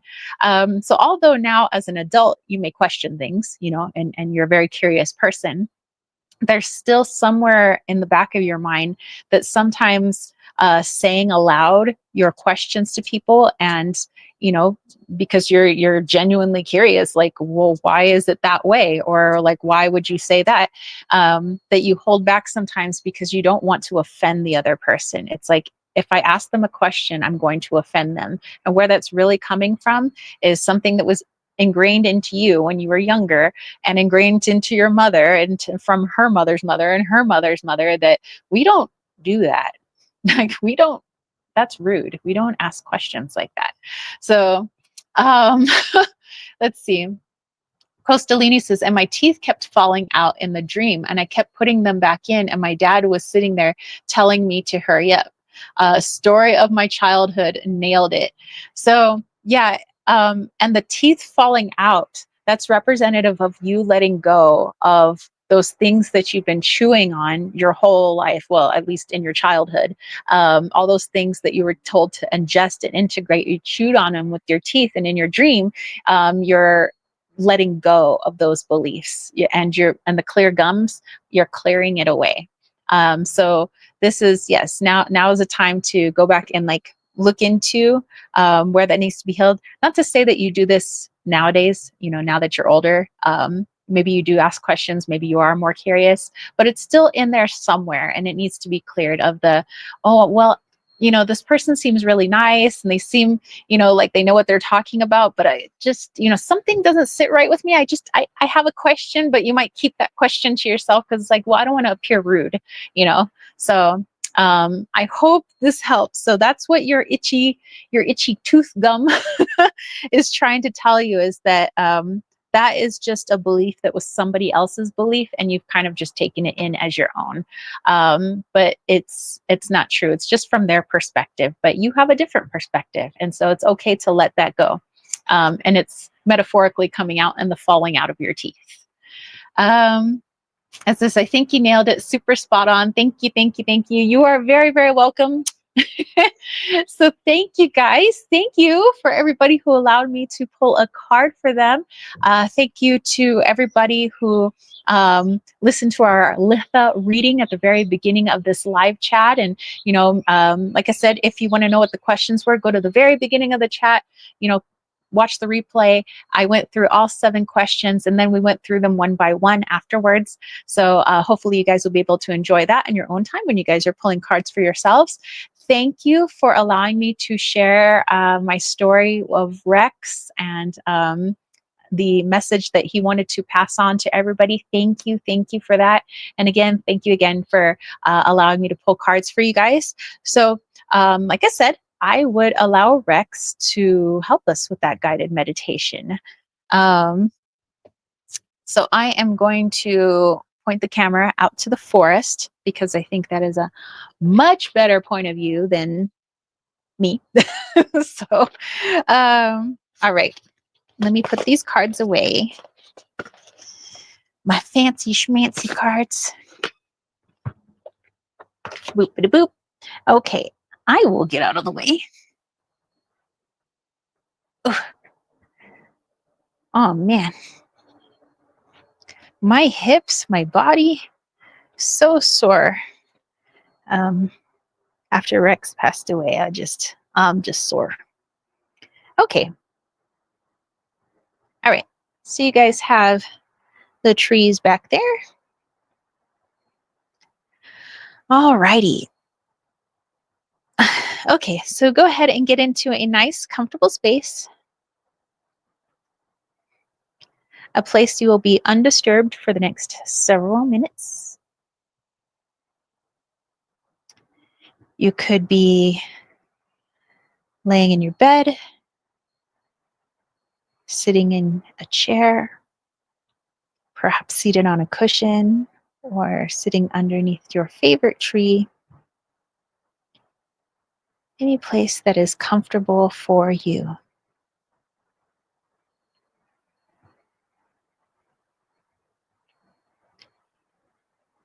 And as you get yourself situated, bring your awareness to your breath, feeling the rise and fall of your chest, and just becoming aware of what it feels like as you allow that air, the oxygen, to enter into your body. And where exactly do you feel it? Do you feel it moving from your head to your toes? Do you feel it strictly in your lungs? Do you feel it all the way down into your diaphragm? Where do you feel this oxygen? And when you release, how does it feel? What is coming up for you? Do you feel the release from the pit of your stomach? Do you feel it from your head, your lungs? Where do you feel this release?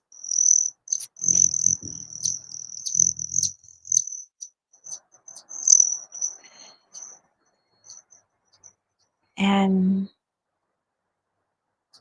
noticing the breath. Is it fast? Is it slow?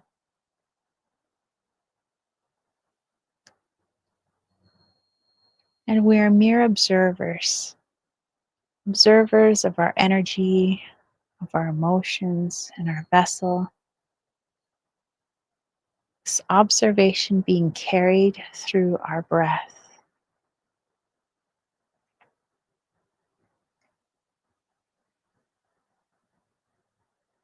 And at this time, we have Rex, who has joined us. And he wants you to bring your awareness to sound. What do you hear? Not analyzing what you're hearing, but just the individual sounds. Perhaps you hear the laughter of children outside. Perhaps you hear a window close, the wind against the house. Maybe you hear the creaking in your knees, your own breath. He wants you to tune in to all of the sounds around you. Again, not analyzing those sounds, not trying to wonder where they come from, just the sound itself. We might realize that there's so much going on that we don't notice on a daily basis until we slow down and listen, truly listen.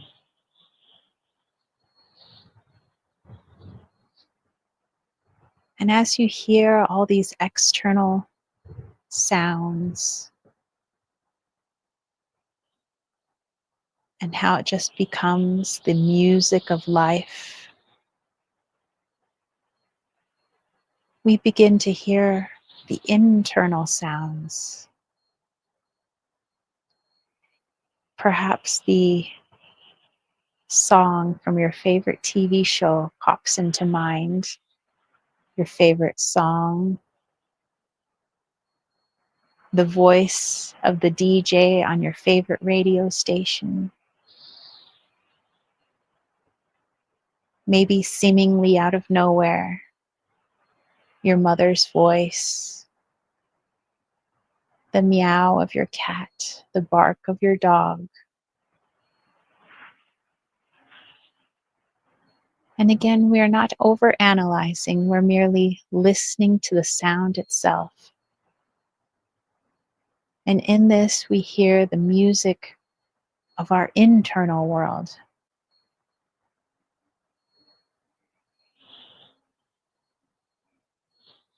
And in this, he wants you to sit with this in appreciation that we could hear all of these different sounds outside the self, inside the self. And when it's all together, it is the music of life and the music of your soul.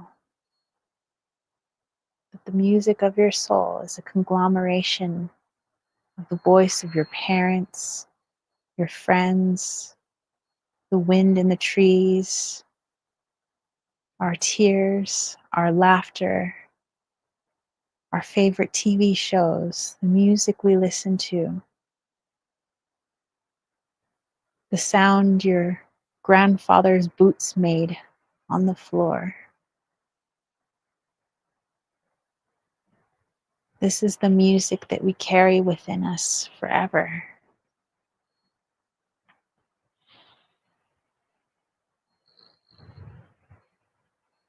And if you feel annoyed at a sound outside of the self, perhaps the honking of horns or traffic,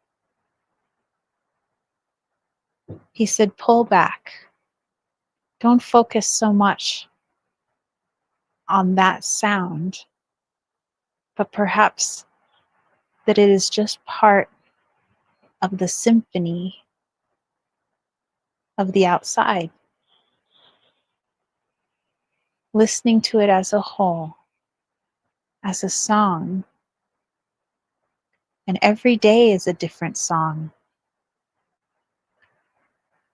And that's what makes life so fun.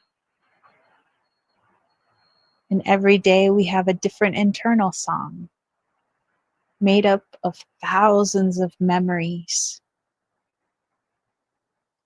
thousands of whispers from our own heart, just like the millions of sounds that are outdoors, the crickets, the wind, dog barking in the distance, children playing, the whinnying of a horse,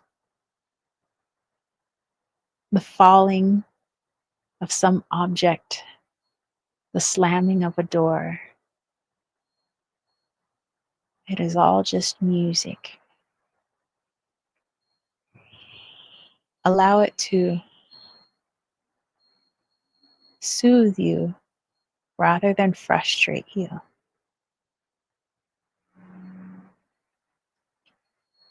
He says frustration comes when we try to control the individual sounds. But if you step back and you listen to them as a whole, it becomes quite soothing.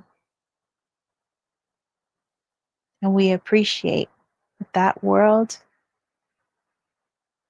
is our reflection of the music inside of us.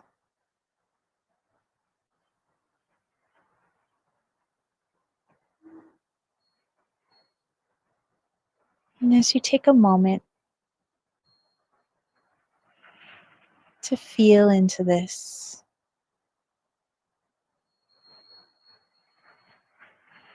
integrating this, just take a few deep breaths. And when you are ready, bring your awareness back into your body. You can wiggle your fingers and toes, and perhaps even have a little stretch. We thank Rex for helping us out today with that meditation. Alrighty, you guys. So, hey, I hope you guys enjoyed that guided meditation. I'm thankful that Rex could come by and help me with that. I never thought to think of all the noises outside as music. Sometimes I get annoyed when I hear like too much traffic or something, but I guess when it's all together, I guess it really does make music. So that's interesting. All right. So thank you guys so much. Let me see. John said, my wife put 3 blocks in our altar room. They all tick and aren't synced. Oh my goodness. Hey, and 1111 is here. What is up, my friend? So all the clocks aren't synced. Wow. That's an interesting song right there. So I am going to pop off, but I am going to leave this going. So if you would like to stick around and maybe see some more beautiful images of our friend Rex who helped us out with that guided meditation, you can stick around for that. But I hope you guys have a beautiful Sunday. I'm going to go ahead and bring this back over here, pointing it towards the forest. But here we go, down the stairs. Ha ha ha. So, like I said, I hope you guys have a beautiful Sunday, a wonderful Litha, summer solstice, midsummer. Hope you guys have a beautiful day, and I'll catch you later. Peace, love, and chicken grease. Peace out. Bye, guys.